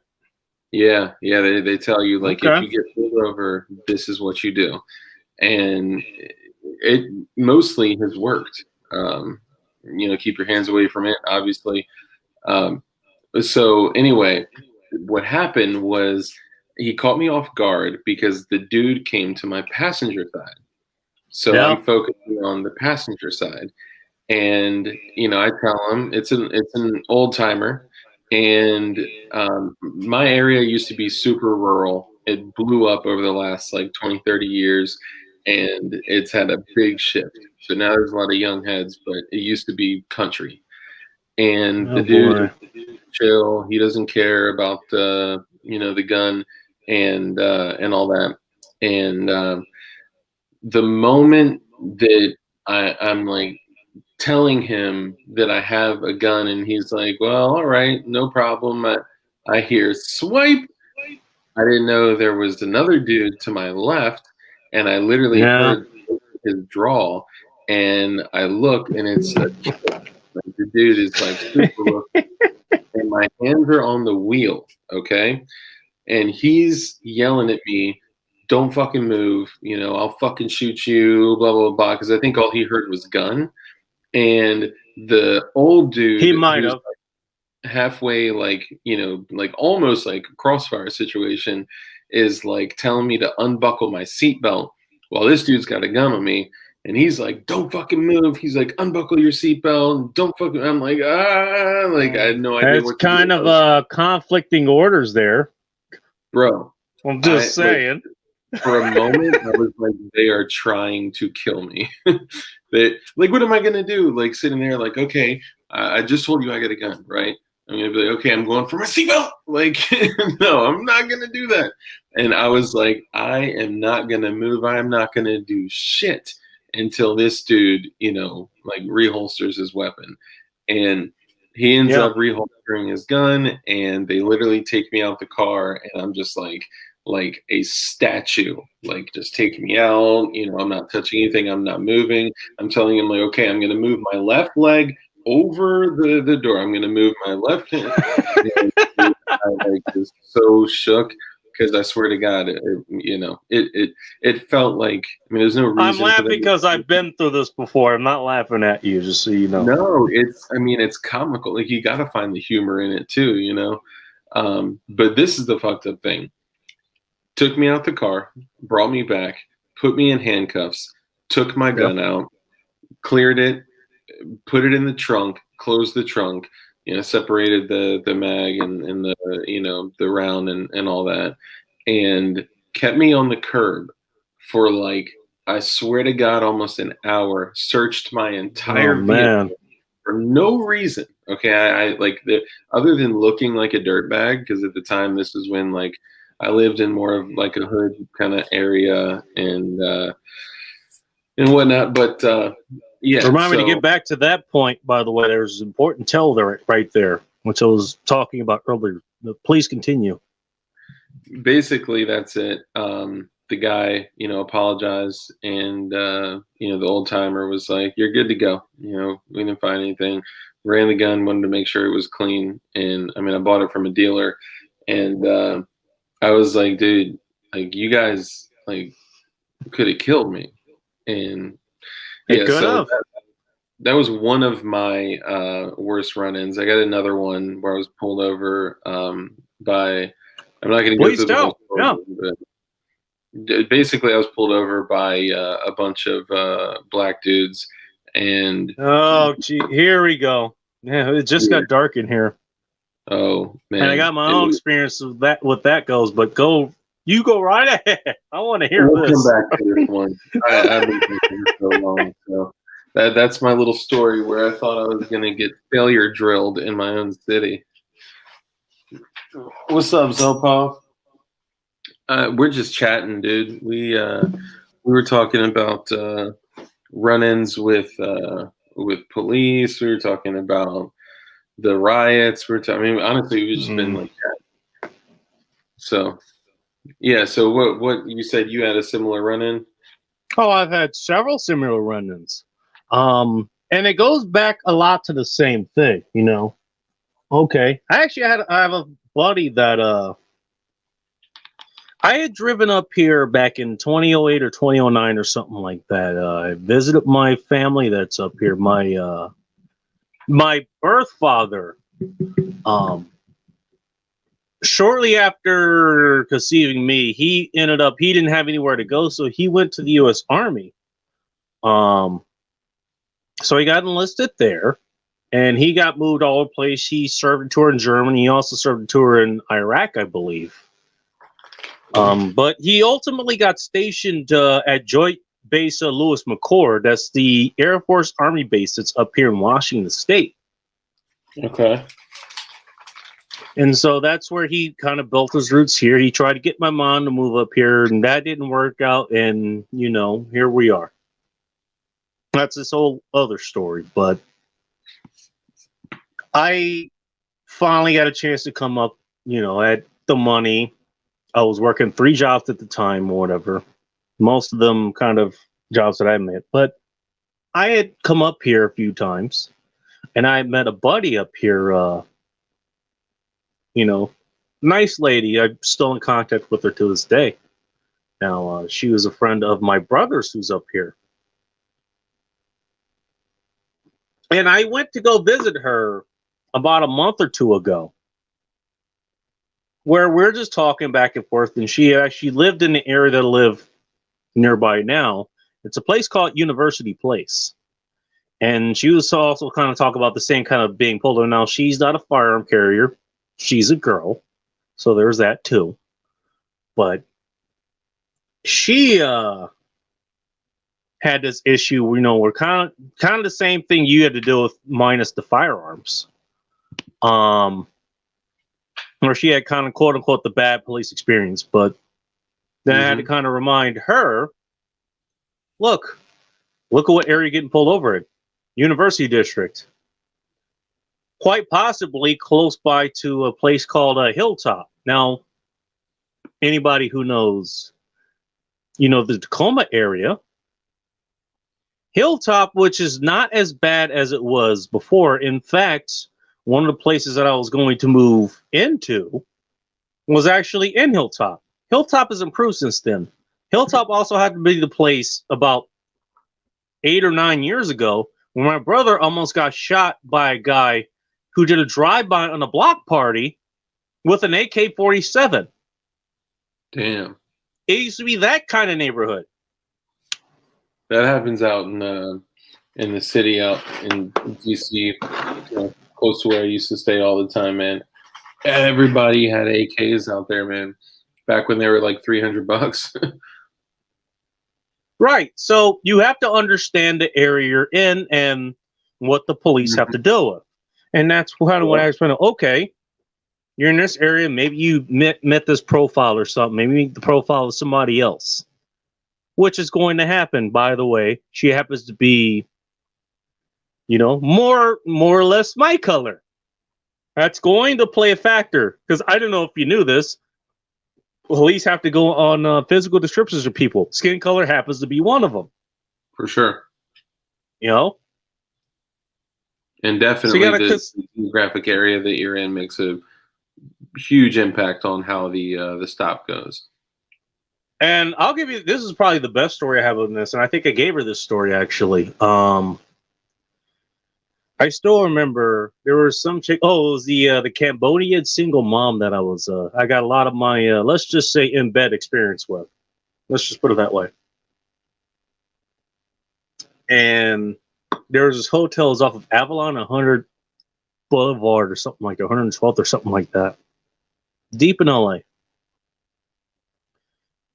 It's one of those hotels where you can just rent. It was like $15 at the time. You could rent it for 2 hours. So everybody who goes there knows exactly what you're renting it for.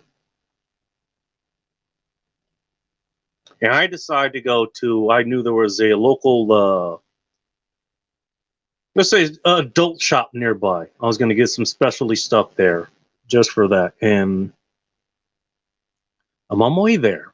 And I get pulled because at the time, I don't even think I had a good license. I think I had an expired license or a suspended license or something like that. I was driving dirty. I don't even think I had registration, so I got pulled over for that. And here's what I say, I kind of had to learn this the hard way. At least they taught you guys, if the cops pull you over, do this, this, and this, and maybe you won't get shot.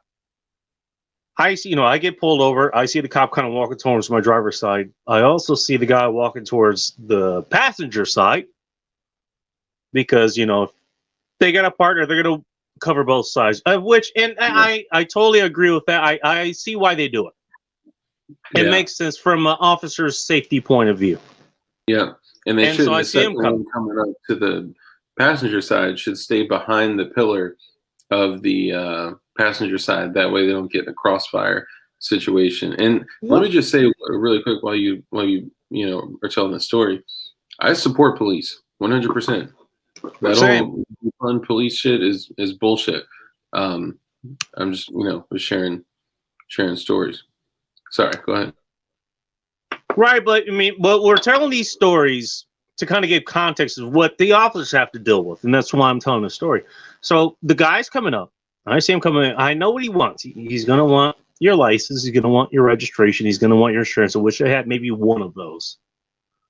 And so I'm reaching in the time. My wallet's on the left side. That's going to be, if you're here in the States, you drive on the correct side of the road. That's on the right side. That means you're on the left side of your car. That's where the steering wheel and everything else is. Mm-hmm. So I'm reaching. That's in between yourself and the driver's side door.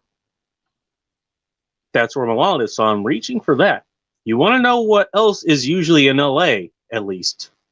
What's on the left side of the car door? You have any idea? Usually like that little pocket that I use for trash. there could be that pocket that's used for trash. It could be, you know, like you can pull. There's like a hand where you could pull up. You can release the trunk or the gas can or whatever. What's usually carried there?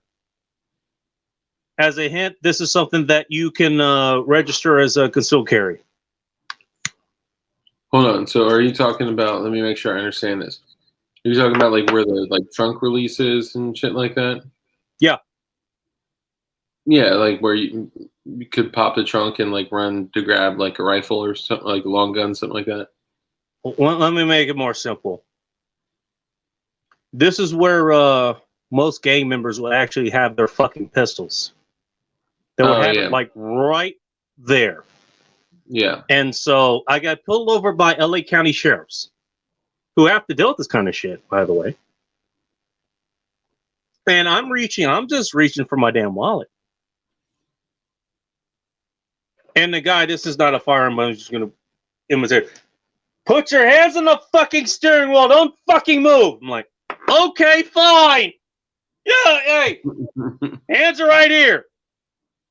Get out of the car. I get out of the car and just fine. I don't have a firearm, by the way. And it's like, get out of the car. They search it. And other reasons that they needed to search the car, but I'm not going to get into those just yet. Until I get some other shit dealt with. But I remember looking at the guy, and you've been in fights before. I can tell you're somebody who's been punched in the face. Me? Yeah. Yeah. I can tell. Hey, that's a true mark of a man. Somebody who's been punched in the fucking, not only has dealt a punch in the face, but has been punched in one as well. I think the latter is even more important. But I think that will actually solve a lot of goddamn problems in society. If you have been punched in the goddamn face. But you understand it. So you understand the adrenaline dump that you deal with. What you're saying is so important. I just want to add this one thing. And this is what Clint Smith from Thunder Ridge said. He said, and again, he's kind of trapped in that world of like, you know, liberal and you know, Republican, right? Like right and left, the program division of our country. He said a liberal is just someone who hasn't been punched in the face yet.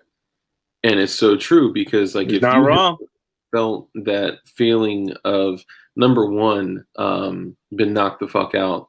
So I've never been knocked out, like thank God. But I mean, I've had the flash and the stumble and all that, like, you know, that camera flash that comes out of nowhere, like, yeah. But if you've never felt that feeling of helplessness and you've never had to go back and have that conversation with yourself that I will never, ever be a victim again. And, you know, you fight more, because it's not just about carrying a gun, right? That's like saying I will never, you know, not carry a screwdriver forever. Like, you better be proficient with that screwdriver. You better be proficient, like, with, obviously I'm not saying it as a weapon, right? Anyway, I'm sorry. I'm taking this on it. Please, go ahead. Well, no, it gets to the bigger point. One of them is like, you actually have to deal with actions that may have consequences, hence the term getting punched in the face. And you've actually dealt with that. That's what I'm saying. And the point I was making with that was that you have that adrenaline, obviously, that, you know, it deals with that situation. You know, we in fisticuffs, or we're dealing with a combat situation or anything like that.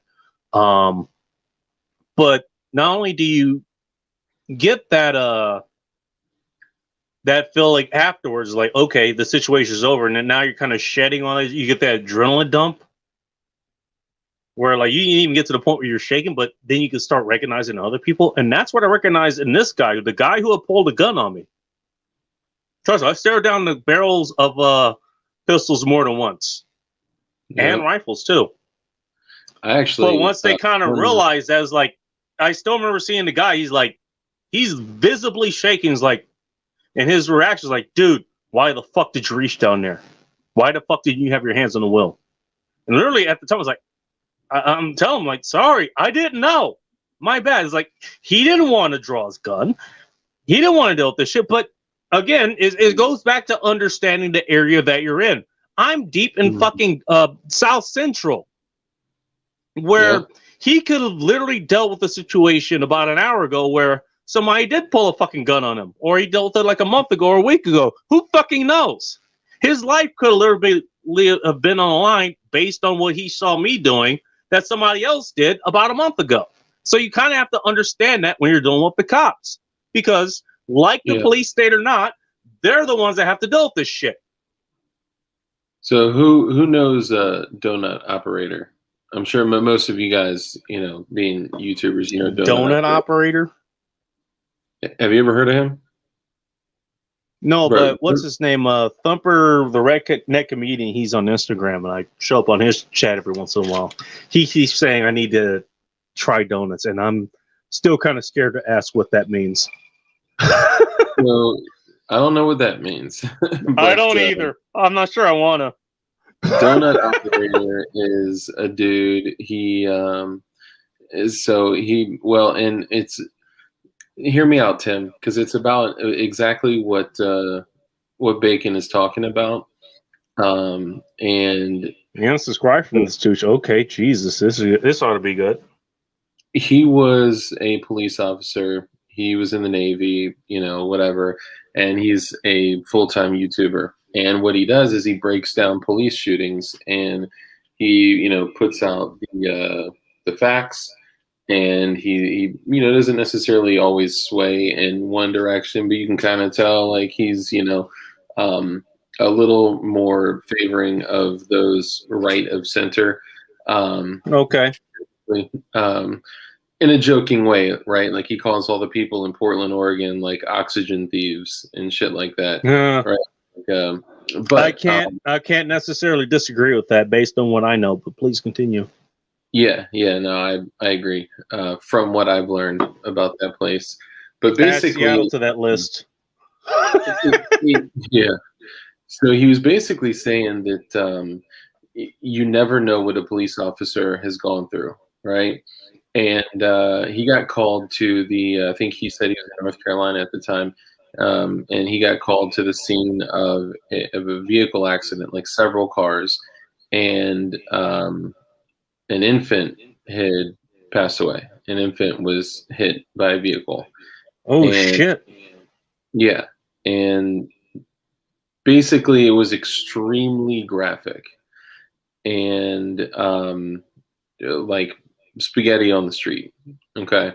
And that's fucking terrible. Like, especially if you have like children. Oh my God. Like, I know of at least one that I have. After that call, he got in the car, got his shit together, and went to the next call. And the next call was a neighbor.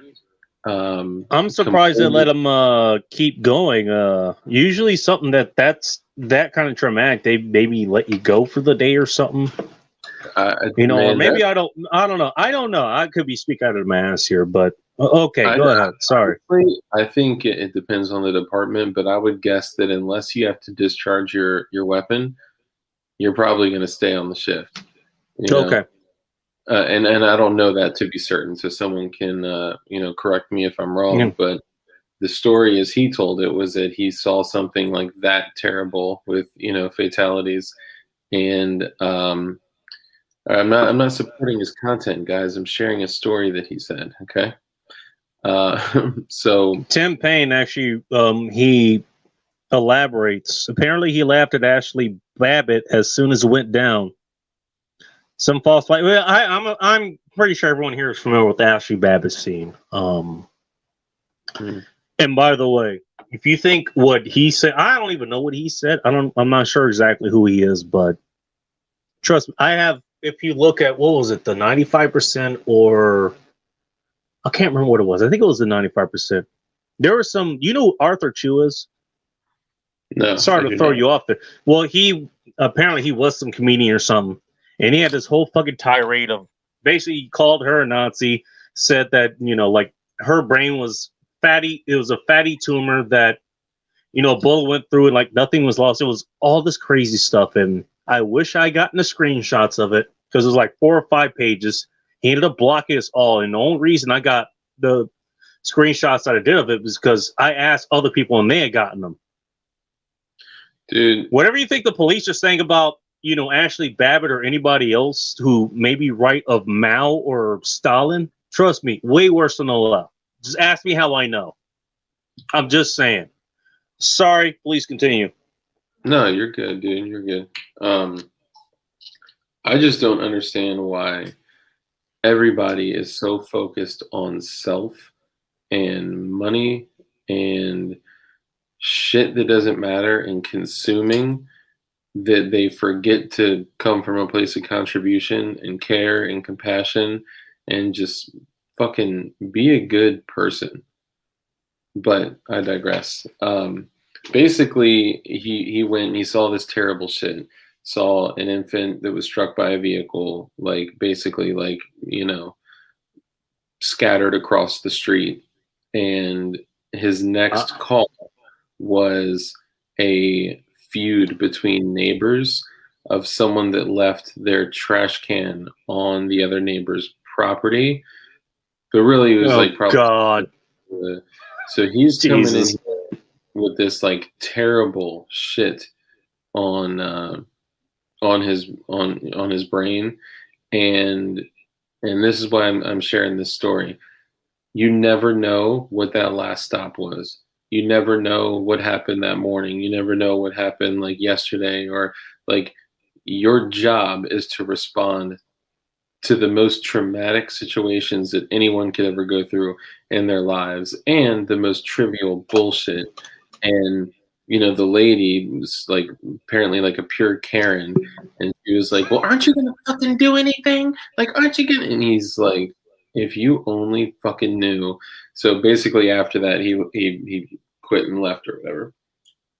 I mean, no, you're 100% right. You don't know what happened in this guy's in his personal life. You realize, okay, police officer is this guy's profession. I mean, and people in the manosphere talk about all the time what's going on in the guy's personal life. Does he have a wife and kids? Is the wife currently filing for divorce? Is he taking the kids away from him? All that's just going to have effect in this guy's effectiveness at his job, especially when you're a police officer and you're literally dealing with a lot of times. If you're getting called, it's during the worst times of people's life. People don't call the police when things are good, when good things are happening. It's bad shit that's happening, and that's why you're calling the police. Yeah, usually emergencies of some sort. But it's always the Karens that abuse police, that abuse 911, that abuse EMTs, that abuse But no, just to say this, guys, I'm not advocating for you to go fucking sub on donuts shit. I was asking if anyone knew, because this story is one that stuck with me. Yes, I got a Draco. Maybe, possibly yes to Jay Getty's comment. It was airsoft. And if you've ever heard that zip whistle go anywhere around your body. Anyone here been in a gunfight? I decline to answer that, by the way. Yeah, I've only been in airsoft matches. But when you're in an airsoft match and that reality of that energy and that sound and that's real shit. Well, Draco, by the way, what it represents, Draco, chrome joint. Whether it's paintball or whether it's airsoft or whatever, you got to understand what that represents. That represents live fire. And that represents shit that you don't want to get hit by. Yeah. It represents actual warfare as is fought today. So that shit could leave its own mark as well. Yeah. Ask me how I know. And I guess I'll answer his question a little bit. You want to know the earliest gunfight that I've been in? I was 6 years old. I had just learned how to ride a bicycle, and my mom, she no shade to her in any way, shape, or form, but she well, I told you about my dad, and he kind of had to leave and do his thing. He tried to get her to move up to Washington State from LA, and she didn't want to do it, and that was that. And I stayed down here, and she stayed down here, and she went to go do her own thing, and she's very much become successful in her own right. So no skin off her nose, really. But one of the things that allowed her to do the things she did was she lived, at least at the time, close by to, well, actually still lives close by where my grandmother used to live. My grandmother's since passed along. But I used to stay at her house. Now, her house, just along with my block used to be, I don't know what it's like now, but it really cleaned up by the time I had left. A lot of gang activity there. Bloods, Crips, all those people. And literally, I was about 6 years old, and I was biking around, and I finally learned how to bike without crashing into trees or, falling over or anything like that. And later, I started hearing popping sounds. And to your 6-year-old brain, unless you grew up playing Call of Duty, you don't know what the fuck that means. Except that's kind of loud, and what the fuck is this? And it wasn't until my grandma was running out of the front door and came grab me off my bike and brought me back in that I kind of understand what it was. It should be noted, Grandma, even at that time, she was on disability. And the reason she was on disability is that she had lost all the cartilage in her knees, meaning that at least at the time, she at minimum had to have a walker to walk around. She literally ran outdoors to come get me out of the fucking streets because there was a fucking gun battle going on in the middle of the fucking streets. I still remember coming outside about 6 or 7 o'clock or so after my mom showed up there. Cops showed up. They had documented all the gun cases. Several gun cases, along with the fucking chalk outline, was on the goddamn driveway of my grandma's place in Inglewood. By the time my mama showed up. There you go. There's my first fucking gunfight story. I wasn't even participating in it. I was just biking through it. Damn. Well, if you did participate in it, I'd say you were the baddest fucking 6-year-old I've ever heard of in my life. Well, I didn't even know what was going on, so I don't know if he calls it, but okay. I had to add a little bit of humor in a challenging situation, and I'll tell you that, man, like, there is nothing that adrenaline, like, the fact that your grandmother could physically do that. I mean, you've heard, like, I'm sure, crazy shit about what people can do when they're on adrenaline. Like, moms will lift cars off of their fucking kids. I mean, you do not underestimate adrenaline. That's the point I was looking for, that adrenaline jump afterwards. Okay, the mom lifted the car off the kids, okay, then afterwards you realize, okay, I just tore all the ligaments in my goddamn arms and legs. But at the time, it didn't matter. The same thing with the cops. Like the story I was talking about, the LA sheriff that had pulled me over and thought I was reaching for a gun when I was in reality just reaching for my wallet, just showing my license that was expired, but at least I had it. It was like, okay, the guy didn't know I was reaching for a gun, but after he's dumping, he's like, Jesus Christ, man, I could have fucking shot you.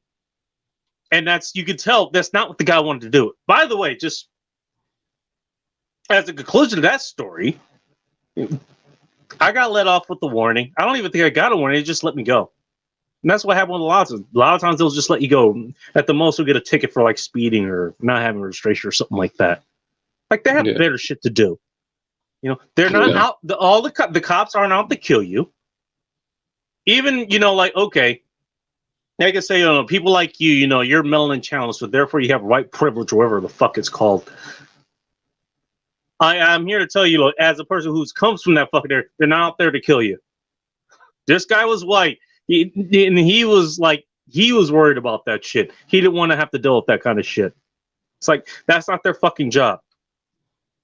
Again, disagree with the police state all you want, and I'm 100% there with you. By the way, so are most of the goddamn cops. They're there to deal with that situation. And you got to understand which area you're in, what situation. Cops, who, again, have to deal with the situations that are in the area that they patrol. They have to deal with those situations, and they have to respond appropriately. So understand where the fuck you are. I'll say it like this. Here you go, guys. Here's some real talk. Okay. Here's some real talk from Blue Kim Light Gang Gang. Think of it as you're a concealed carrier, okay? You carry a handgun every day, similar to a lot of us here. And when you go into an area that is a less than savory, or you go into an area that is a little more hood, a little more urban, your radar like clicks, and all of a sudden you're like, okay, now, when I'm walking past people, or whatever, I'm looking at hands, I'm looking at waistbands, I'm looking at eyes, I'm looking at, groups of people, I'm looking at like people's actions, like, you start thinking differently, you start acting differently, and you think differently. So cops are. It's called situational awareness, and the cops are very much into that. Yeah, where most people, like, the soy boys with avocado farts are going to be walking down looking at like, can people get avocado farts? No, I don't know. Like, I heard that avocados at some point tested positive for the retardemic. Uh-huh. I heard that too. I heard a few things about that. People like send in like their dog's saliva or their. Oh my god! What was one? One said it was like a weasel or a hamster or some shit like that. Like, crazy shit. But no, so I mean, they're people just like us, man. And if we look at like anything, there's going to be bad people. There's going to be people with malicious intent. There's always going to be that, period. And you can't defend against the police symmetrically. They got you beaten manpower, but you. I was reading that now, actually. Yeah. Now I'm not saying defend the police just as an institution. Again, as you're saying, Dark, you're going to have bad apples. You're going to have bad people in every institution, and especially places that garner power, like, the police department or sheriff's department or state patrol or any politics or anything like that. You're going to have people who are drawn to bad things. But the line I'm drawing here, again, not defending them wholesale, but you got to understand, these people, they sign their lives away. You could literally get shot and die in the line of fucking duty to do your fucking job. And you sign on the dotted line to fucking do that. That's what I'm saying. A decent person is not going to do that just to grab power. You will have people who do that just to grab power, to be assholes, obviously. But the average person is not going to fucking do that. That's all I'm saying. Now, if we want to talk about police brutality, police violence, where it's unwarranted, and trust me, I understand that. Trust me, I get inundated with this all the fucking time. I get it. You're not wrong. But to throw the baby out with the bathwater, so to speak, that's a real fucking overreach to do, in my opinion, at least. Well, I think this is the way I look at it. How do we have trustworthy people? And looking at the totality of the situation, right? Like, if we had 375 million interactions with police last year, and I actually don't know what the stats are, like how many people died, but I would guess that it was a pretty low percentage. But that's not going to take away from the shit bags and the dirt bags, right? But how do we find the balance between, is little government interaction in your life as possible, is little, because now it's not even just the government, man. Now it's the government, it's NGOs, non-governmental organizations that are fed and led by the government, and now it's companies.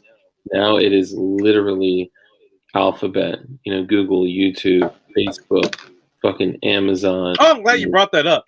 I mean, this is in case because our this live. has been a running. Oh, sorry. Go ahead. No, you're good. You're good. Well, one of the things I actually wanted to bring up, I'm going to do something here real quick because I know it's a running joke, but I'm going to share with you a little known fact. And something I don't do is part of the thing. The reason I have the hat and glasses on, it's part of my whole protect your identity thing. And I know it probably looks like I'm an ATF agent and all this other shit because I have the hat and glasses on and everything. Let me show you something real quick. I won't be able to hear you, but I'll show you something that you cannot have if you're a police agent.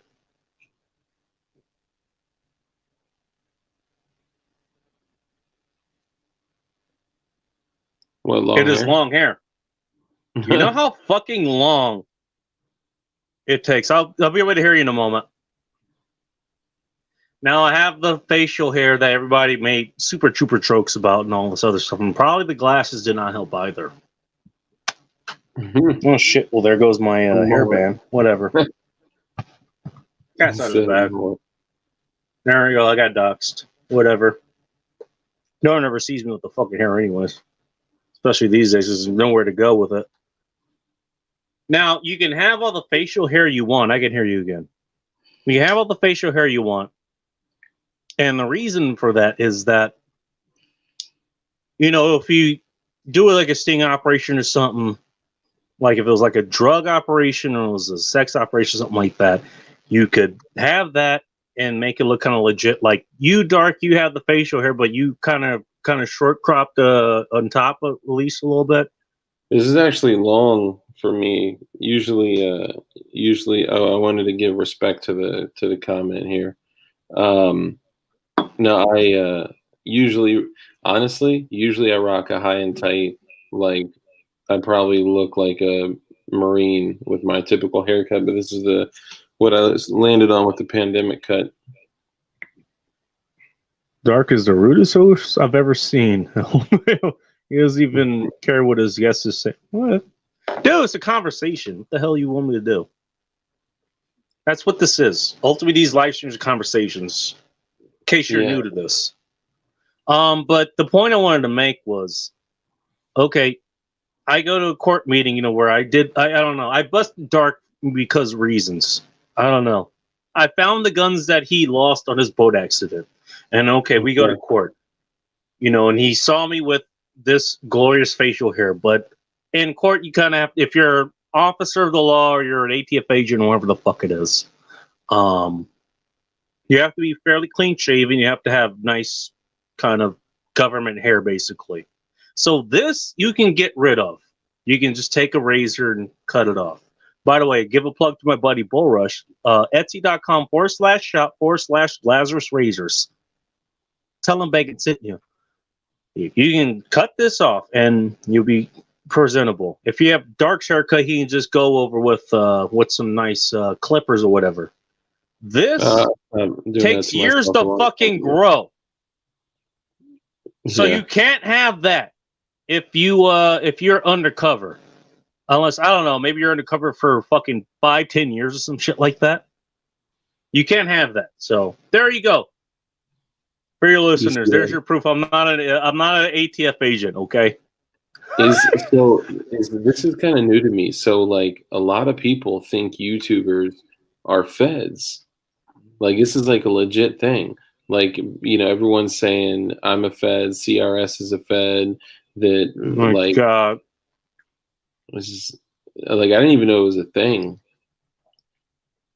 I got hip to that kind of on Twitter.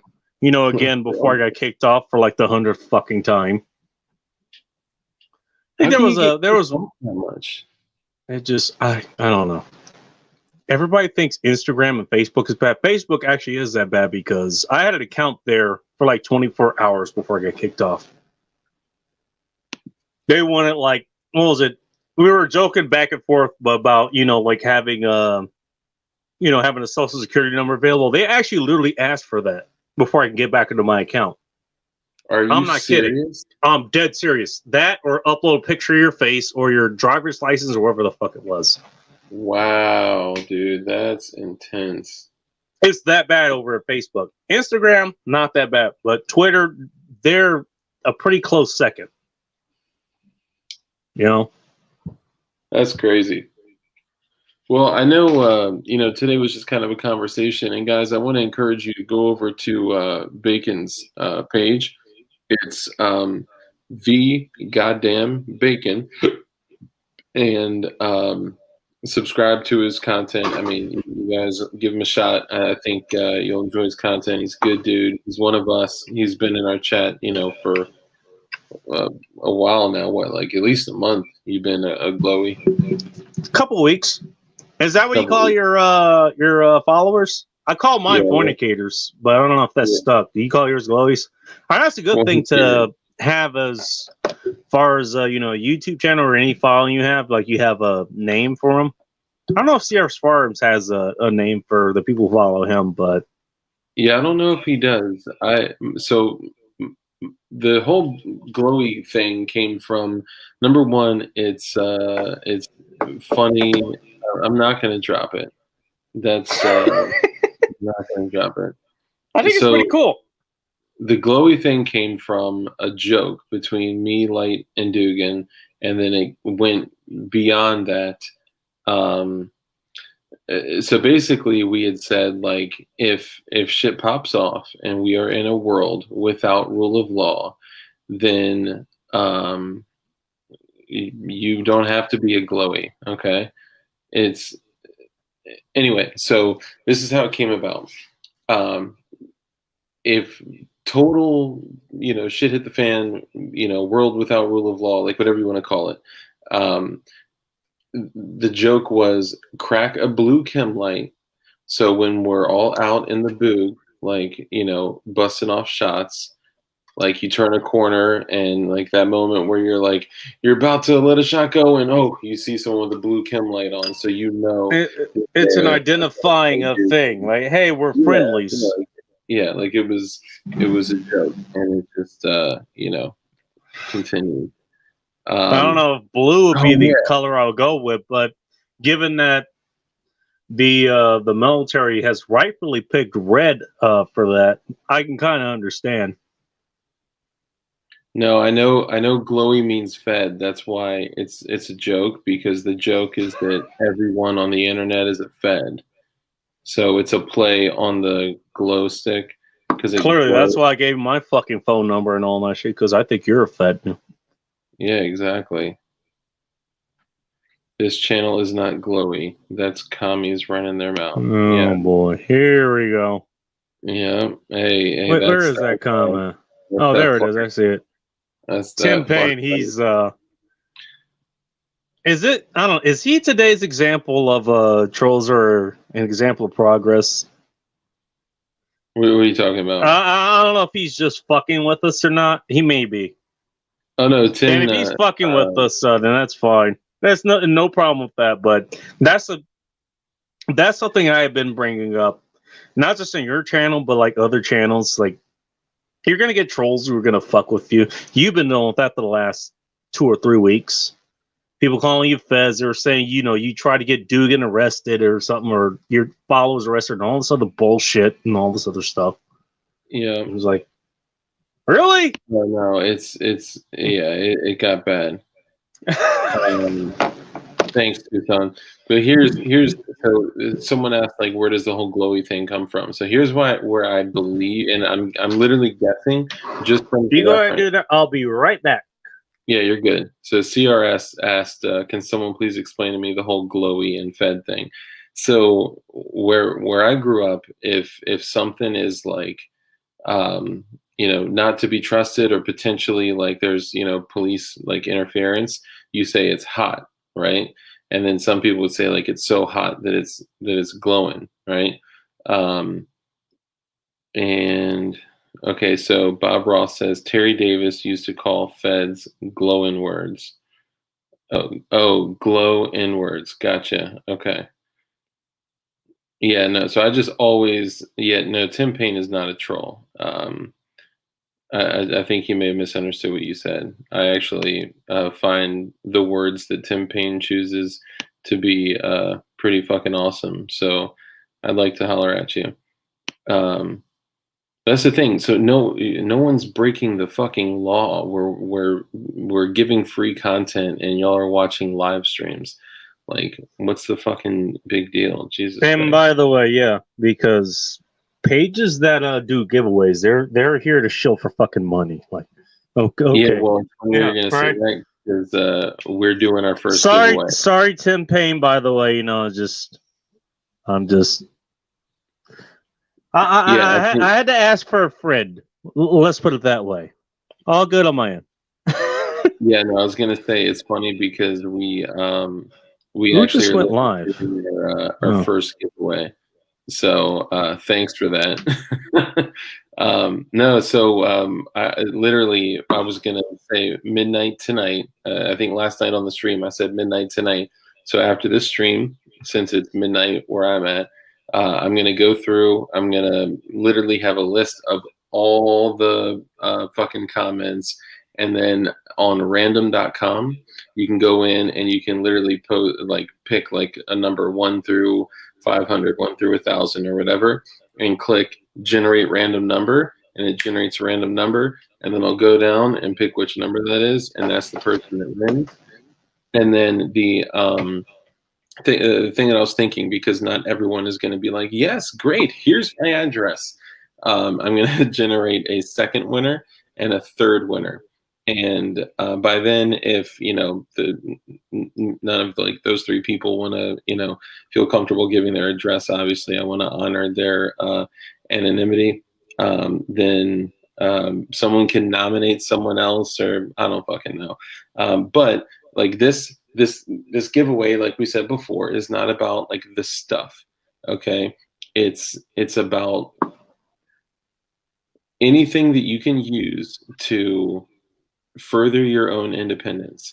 And let's just say there's some things within the box that can help you grow as an individual. Okay. By the way, those are some sick ass knives that you were displaying last night. I think that's what you're giving away here, right? Yeah. I think it's by one of your mods, Matthew Tellhart, I think. Yep.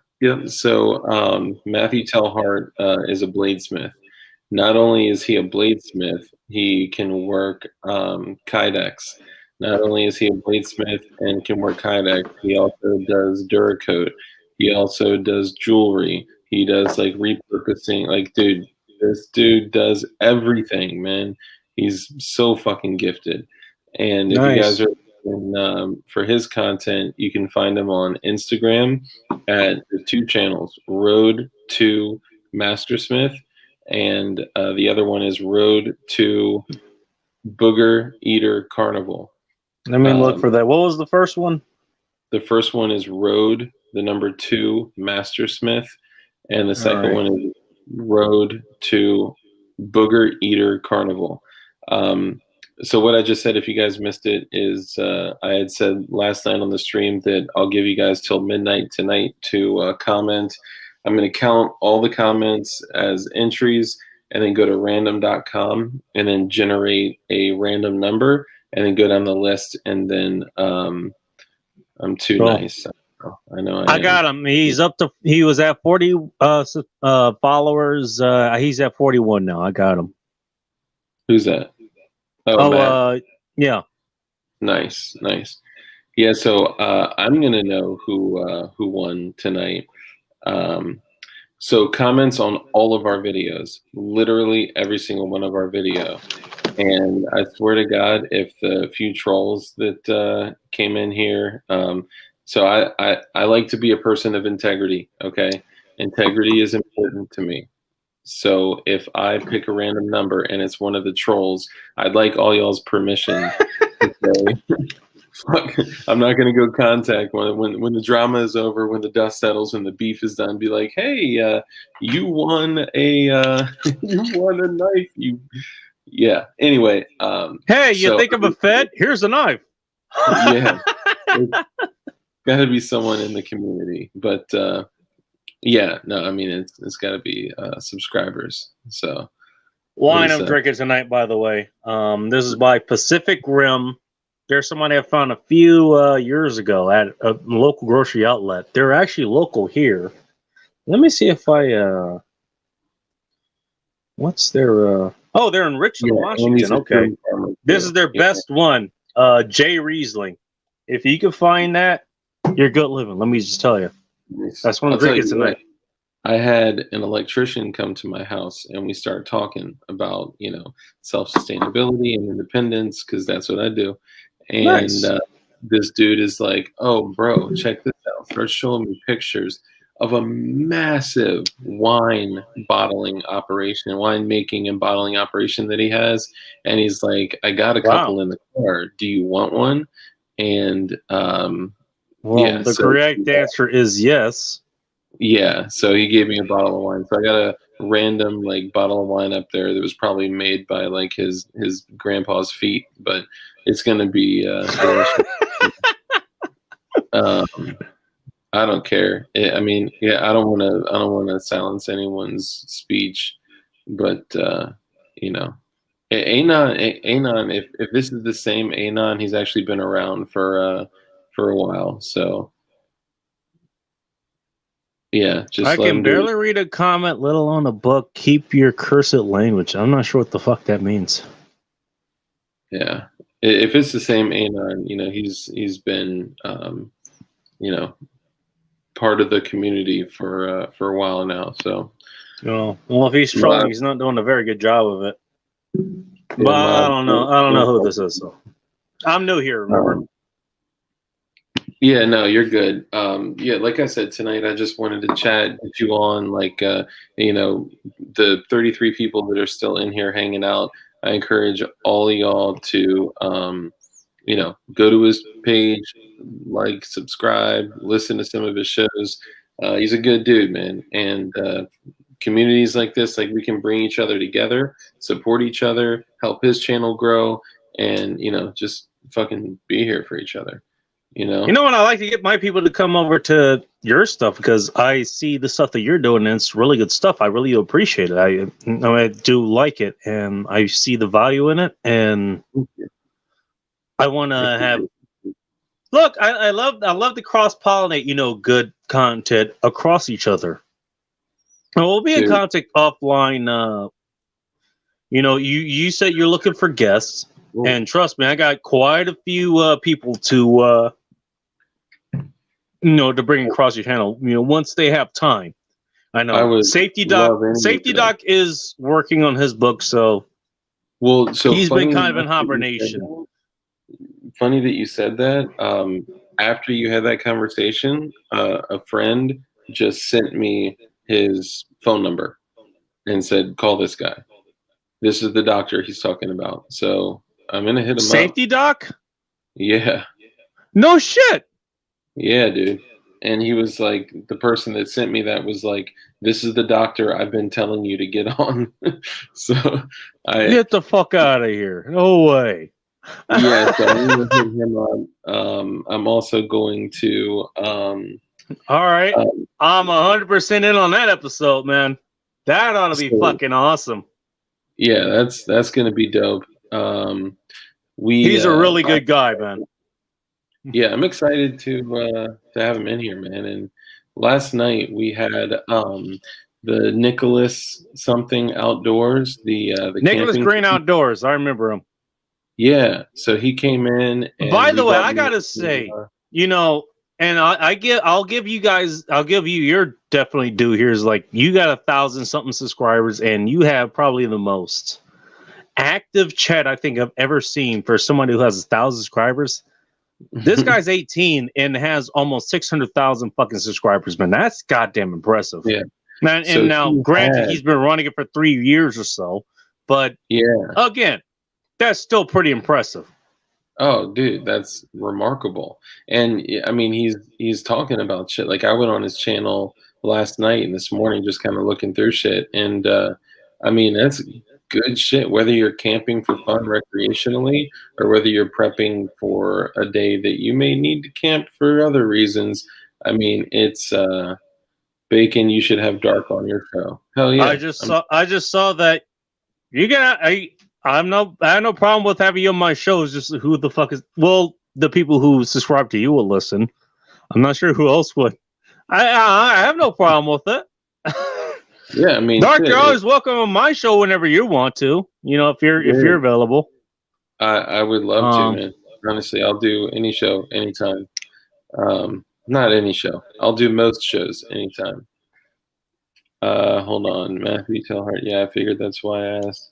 I'm in Arizona, so as far as I know, the laws here are pretty lax. But yeah, how's the best way to get a hold of you? I know Dark, but yeah. Matt, throw your Instagram shit up in there because people have been asking about knives, and not always the best about like forwarding information. And People by the way, say, Tucson, just because he brought it up, just another person. I think we talked about this before, but Rogue Preparedness. She's also in Arizona. She's the one I think we talked about. She owns like 40 acres and lives in in an RV or something in Arizona. She does a lot of preparedness stuff, and I think it will fit in very nicely with your show. A lot of what you talk about. I would love so to. Definitely get in contact with her. I will. And I love people like that. Yeah, I'll get in contact with her about that as well. Me and her were pretty. Yeah, we're about as tight as anybody could be on internet or whatever. But you know, I'll reach out to her about that as far as that goes. Nice. There's one. You know, we did want to hit one point as far as this show goes. I would actually now say Picone isn't here, so I guess he can't give his 2 cents. Yeah, one of the things I do know, one of the things you guys did want to talk about was fitness and health, and yeah, I can give what I know as far as I go. Well, outside of tonight, because I'm drinking white wine and eating pizza, which I can give my fucking reasons for doing that as well. But you know, we could talk about that as well. I don't know if you want to wind this down or not, but you know that was one of the things we had talked about. Yeah. Offline. Did you want to bring that up, or? I would love to hit it, especially with how important it is. With like, if you are, you know, of the same belief that you know, this channel has been discussing now for months, and that our podcast has been discussing for months before that, and Dugan has been talking about for over a year, then yeah, for sure, you're welcome. Then physical fitness and your actual health, and how much that affects your, not only your physical health, your psychological health, your spiritual health. Like, there's so many different elements. Not to mention, if you're going to be able to throw on fucking gear and, you know, go out and do something. Not that that's what anyone wants to do. I'm just saying that it's important. So I do want to discuss that. However, I think the best setting to do it in is with me, you, and Picone. I think that would be a dope ass show. So let's just say, since we're already at 2.5 hours, let's just scratch it. Let's wrap it up, and then we'll do another show. Would that be valuable to you guys? For you 33 people in chat, of which at least 5 have to be federal employees. So I'd say for you, you know, 20. Well, let's do it this way. Anybody who thinks that's going to be good for the chat, everybody hit 1. If you don't think it's a good enough topic for the Dark Light Dude channel, hit 0. That's how it's usually done, I think. Is that how it's done? That's what I hear. I would ask you for a friend. I always say 1 through 10, and then everyone just puts 10. Okay. Well, that's probably a better way to do it. Oh, look at that. Dang. All right. Tucson throws a whole bunch of 1s in there. Texas Bull says 1. Sport brand is a Mountaineer, says 1. Techno, who's fortunately, he's unfortunately in California in Kern County, still says 1. My field Chico Traps says 1. Yeah. That's great. Absolutely, if you're carrying a knife, make sure it's a tool first and use it for defense. Life. I can throw a point to that. A knife, so you know, you can use it for defense. You can use it as an augmentation, as a hand-to-hand weapon. But its best application is an assassination weapon. And I've said this before in other chats. A knife is a weapon you don't want your enemy to know about until it's too late. That's a weapon you use to take somebody out before they know you're there. If you're using it as a mainline defense weapon, then you're already in a losing position because there's all kinds of techniques to take out somebody who's using a knife. I mean, I learned them, and I tried using a knife as kind of a defensive thing, and it doesn't fucking work. I got a lot of stories behind that. Yeah, no, I think that I think that I agree that it can be, very advantageous, like from the what do you call it, offensive standpoint as opposed to defensive standpoint. But I saw someone saying in there like, yeah, I carry a gun every day, but I don't carry a knife with me. If you carry a gun, it is like one of my rules is that you do not leave the house without a knife. You do not leave the house without a gun. You do not leave the house without a backup magazine. I'm not saying you don't leave the house without a knife. Trust me. I carry 2 or 3 with me every day. But you do not want to rely on that as your primary weapon of offense or, even a deterrent. Yeah. You don't even want to use your fucking firearm as a deterrent. Again, the thing about you don't want to pull your firearm or you don't pull any weapon unless you have the express intent to use it. Yeah. Because these days, ask me how I know, chances are you're going to have to use it if you have to pull it. Yeah. People aren't scared of it, bro. I wrote the whole thing zombie. Sorry to interrupt you, but no, you're good. Again, you guys have a website, thegoddamnbacon.com. Go to the search bar, type in zombie. I got a lot of examples of where people do not respond unless actual kinetic damage is being done to them. They do not respond until it's too late. They are literally that fucking disconnected from reality. We were talking earlier about philosophy. That's how this started. Philosophy's dead. People are not philosophical. They cannot learn from words. They can only learn through violence. So stop reasoning with them. That was the whole goddamn tagline for that. Yeah. And that was something I said months ago. And why did I say it? Because I lived it. Did I tell you about the what was it? The skateboard attack that I had dealt with? No. Long story short. You know what, like stun guns or batons or whatever they're called? Mm-hmm. I had one of those, and it's one of the ones where you can arc the baton, and usually it's enough to get people's attention. And I've taken a few of those to the shoulder, and it's enough of a deterrent, but it won't kill you, basically, unless you have a heart condition or something. Mm-hmm. But it's enough to get people's attention. It's enough to stop people. Now, I had another issue where there was some asshole at the bar where that guy didn't stop anyways. But this issue particularly, I finally put my it was a stun baton together, and I had like a holster and all this other stuff for it and other gear with me. And literally, I was on a run. I was trying to live, and I was trying to find this person's place, and there was just like this homeless guy who had his dog who ended up, because of the gear that I had on me, which even wasn't all that extensive at the time, like ended up barking at me, and the guy gets pissed off. And if you know me, like, I'm not backing down from him. He was like, well, fuck you, asshole. Like, why don't you do something about it?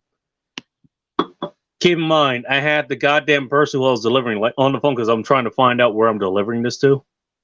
Mm-hmm. And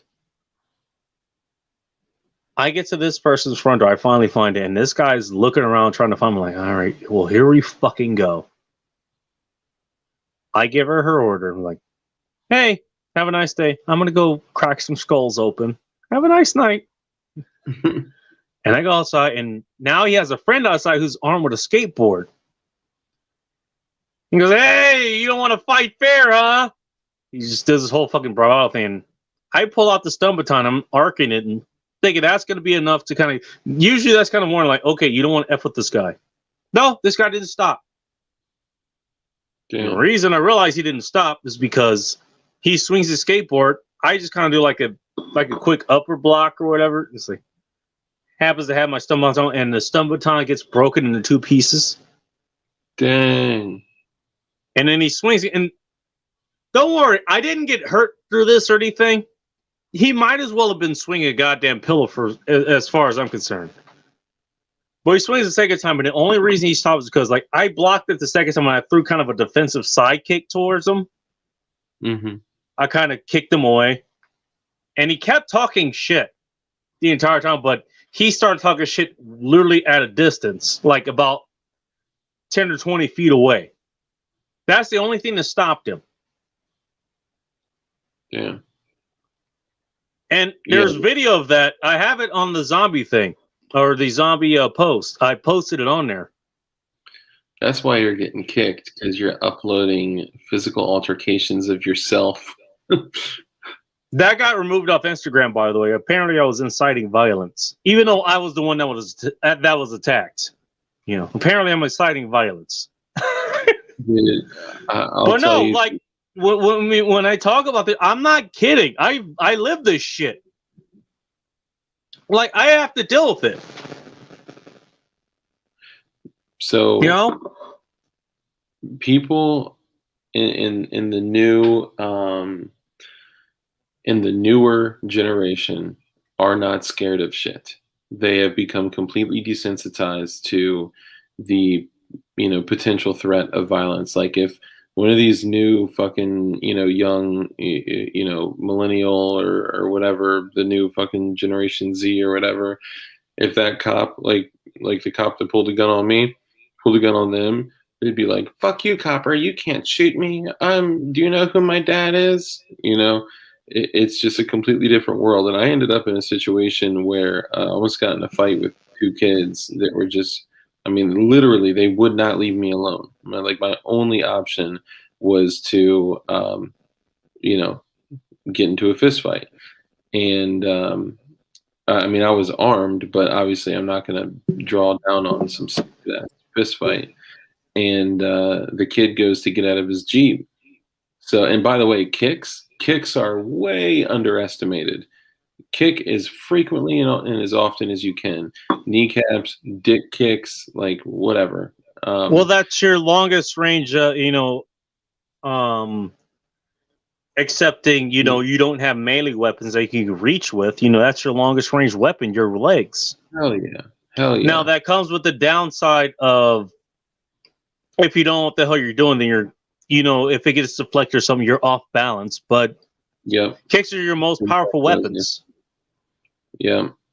So this dude goes to get out of his Jeep. So I kicked the door closed on him like as hard as I could, and it hurt him. And he was trying to tell his boy to get out of the car, and he was just talking shit from the Jeep. And every time he was out of the Jeep, I literally consistently kept just kicking the door on him, hit his leg, just kept hitting him up. And I was yelling, because yelling, screaming is an excellent tool to use in a fight. It gets other people's attention too. It gets eyewitnesses. So here's what happened. I was leaving a vape shop. I know the owner of the vape shop, and he doesn't know that I, carry a firearm and, can hold my own in a fight if needed. And these are 2 kids, right? And I know that he carries a gun because he's a little more loud and reckless with stuff like that. And oh boy. So what does he do? He runs out in the parking lot with his Glock 19 with TFO sights. I was staring right at it like, Jesus Christ. And he draws the gun on these dudes, and he's like, leave him alone. Leave him alone. I was like, dude, I'm good. It's just a fist fight, bro. Like, come on. And the kids a fight amongst men. That's kind of what it is. Because nobody's drawing a firearm. You're fighting for whatever reason. Like, it wasn't even to the point of a full physical altercation. Like, I didn't even let the dude get out of the Jeep yet. And I was going to let him get out eventually once, I exhausted him a little bit and then let him get out. And the fact that he like had a gun trained on them, I just couldn't even believe it. But what was terrifying to me is the kids didn't care, had no care at all. They were like, "Fuck you! You're not gonna fucking shoot me, you piece of shit, you pussy. Go ahead, Oh my shoot me." God. I was like, "Oh my God, these kids are reckless as hell." So okay, I'm Well, at jealous. least with the kids, Yeah. they don't understand mortality. They don't understand that, their time is finite. And if I was to leave a lesson here for anyone to listen to, is like, your time is finite. That's the only currency you actually have. That's all you trade when you go to work, when you go to trade your, what you do with your body to go spend elsewhere. That's all you have. Yeah. And if you spend it in a place like what you're saying, what I've been saying, and that GT Key was making fun of us about, trading, and where we could literally just trade all our time in at once, that being death, that's all the currency that you really have. Yeah. And so spend it wisely. That'd be a lesson that I would leave to anybody. Time is really the only currency you really have. And so spend it wisely. And that's, you're here, obviously, and you're able to do this stream and do other things that you want to do with your time. You raise your family, do this show, and all the other stuff. I'm able to do that and do this show and, drink beer, smoke cigars, all this other stuff. Oh yeah. Someone asked, and we're gonna come to an end here. But someone asked how the fight started. I walked into the vape shop and these kids were being like ridiculously aggressive to the shop owner, who was the guy that eventually came out with the gun. And the laws have changed on what vape shops are allowed to sell and how much they sell them for, and it's just become like heavily regulated. And Jesus. going crazy in the shop, cursing the owner out. And I had walked in and literally was like deer in the headlights, like WTF face. And then they turned around and they were like, "What the fuck are you looking at?" Da, da, da, da. And I was like, "Yeah, There we go. no problem. Ain't got no problem." And then they waited out in their Jeep for me to come out, and I may have incited it a little bit and started talking shit. Like after they did, after they started saying that they'd beat my ass and all that shit. I didn't help it, but well, look, I can't blame you for doing that. In part because I would do the same fucking thing, especially if it's a business that that you support, you're gonna back them up, especially against assholes like that. I totally understand. Most people won't pull the trigger, but why play the odds? I'm not that lucky. Yep. True that. They have to have you in your line of sight first. Just saying. That's the problem with firearms. You have to have them in your line of sight. For everybody who else to talk tough about the, like having the 5.56 and the 9mm or whatever, you got to be in your line of sight. That's the problem with firearms. There's a good advantage that you can hit somebody from a distance, but they have to be in your line of sight. You have to see him first. That's the problem you're going to have with me. I'm just saying. Yeah, that's why you got to keep that 338 Lapua MRAD with a Night Force optic on it. Bacon's show now. Yeah, sorry, I accidentally hit the leave the studio button. All right, so wait, what happened? I left for a second. Dark, oh, okay. I didn't even notice. Away, Jesus.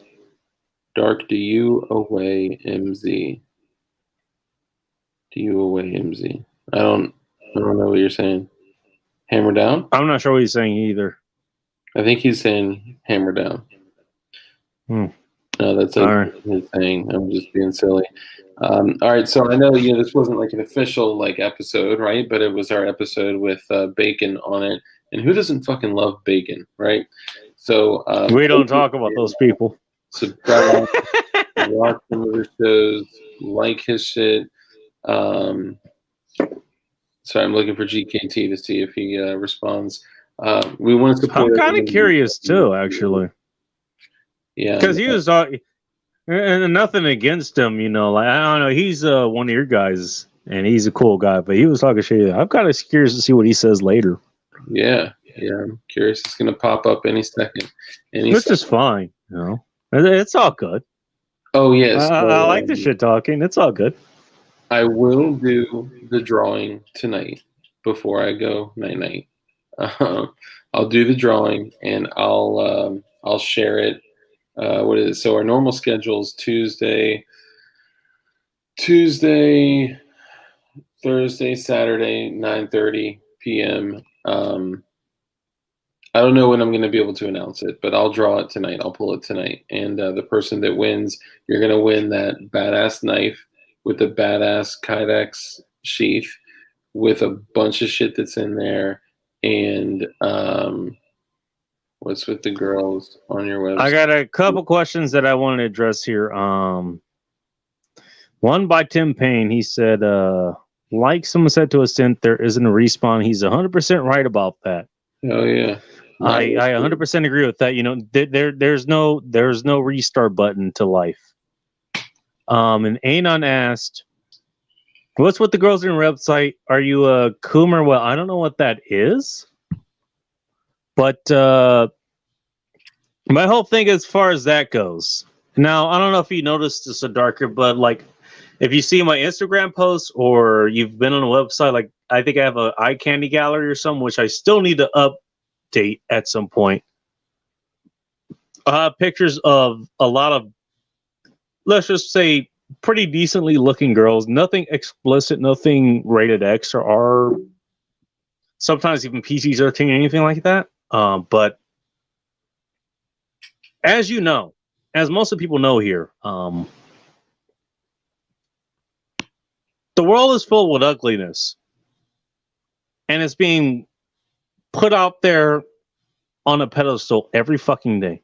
Whether it's fat acceptance, whether it's feminism, whether it's, body positive or whatever. And so what I like to put out there, with every post that I like to put out there, is somebody who actually takes the time, who's of the female variety, because that's what not just guys like to look at, but that's what girls like to look at too. Ask me how I know. Somebody who's not thin really, but fit, in shape, and keeps themselves good looking and has pretty decent genetics, and they keep themselves in shape. Female beauty is what I like to put out there. And that's just my attempt to put out a little bit more beauty in the world that is filled with ugliness. And so that's why I do that. It's something that I like to look at. And I'm going to take a wild guess that most of the people here would also like to look at, whether they're a guy or a girl. So that's why I put the nice hot chicks in the pictures at the end of whatever post I put up at the goddamn bacon on Instagram. That's why I do that. So hopefully that answers your question. You sure it's not just clickbait? Or that it's in part clickbait. But you have to, well, in order for it to be clickbait, it has to be the first picture. That's true. It's at the end of whatever I'm posting. It's the end of, if it's some men cooking, or it's the End Times report that are posted today, of which I announced. I think I announced that, hey, I'm going live with you. And by the way, here's this post that I put on my website, and go ahead and look at that if you want to. I don't even care. Or it's something else that I'm doing. But it's always at the end. It's something nice to look at the end. You know what? You don't get that too much these days, unless you're looking for it, unless you're on OnlyFans or something else. And so I want to put that out there. Look, we got enough ugliness going out there. We got enough body positivity going out there. You know, curves are beautiful, big is beautiful, all this other stuff. I want to post pictures where you can actually look at someone who looks nice and wants to look nice and is kind enough to actually take a picture and put it out there for you. So that's why I do that. So hold on. So are these like, and I know we got to cut it because we're at almost 3 hours. Dark, my phone went schizo. I was trying to ask, do you have any long range extend or setups? Yeah, we could talk offline. You email me. I noticed I put way too much information out about, you know, my personal airsoft collection. So, Oh boy. yeah, let's just say that there could be 700, you know, types of things, and then there could even be like 338 Magnum condoms, but only at night. Force. Well, keep in mind, Dark is streaming from his boat, so Yep. a rogue wave could wipe those out at any moment. You know, just saying. I'm literally just. There you go. So, question though, and we will have to cut it soon. So, short answer. But Sure. Are these just pictures of like random chicks? Like, could they hit you up? And some of them are random chicks. Some of them have been sent. Quite a few of them actually. Their personalities on Instagram. Dare Taylor is one of them. Peanut Physique is another. God, who else? Ellie Visual is another one as well. I actually know who these people are, so that's why I post their pictures. Like I actually do talk to some of these girls, but a lot of times they are random pictures. So, guys, porn is designed to completely destroy your programming of. You guys. Can I talk about porn for a second? No, we got to cut it, man. I'm sorry. It's, all right. My only because my laptop is literally about to die. And we've had discussions about porn and, you know, like what it's doing and why. And so while y'all are searching, you know, stepsister shit tonight, you know. Oh God, here we go. Just kidding, let me stop. OnlyFans is a setup though. It's a highway robbery. I know it was a joke. I gather it was a joke because judging by your language patterns, you don't appear to be the type that masturbates. All right. Let's call it a night. And even though this wasn't like an official black.com American favorite. Oh my God. All right. Okay, so everybody's showing their true colors here, by the way. And now they're coming up with all this other shit. Yeah. Thank you, Matt. You're awesome. You're fucking straight up pure Chad. Okay, so I will draw the name tonight and make sure that we give this out. Just remember, man, whoever wins it, it's not about the stuff, right? It's about what the stuff can do. Every day, make little small, like tiny habitual changes to your, you know, your daily habits, and you'll be able to work every day towards your freedom and independence. And I realized, you know, today was just a chat, but it was a good chat, and I appreciate you coming on, Bacon. And everyone go to Bacon's channel and like, subscribe, share.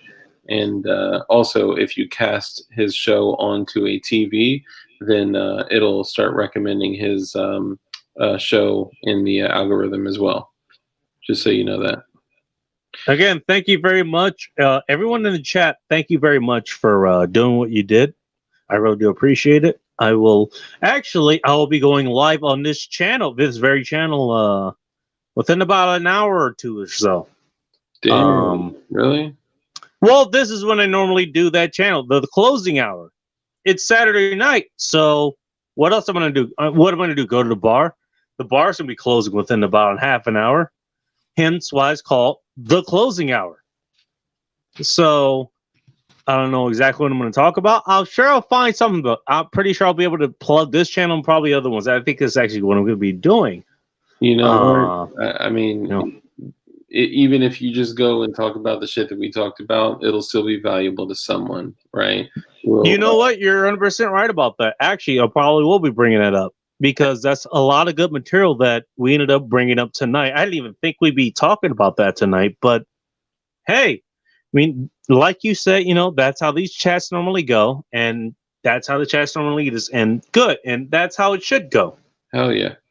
So we're at 3 hours on the dot, so let's end it here. And my friend, you get to pick the name of the episode. So what would you like to name it?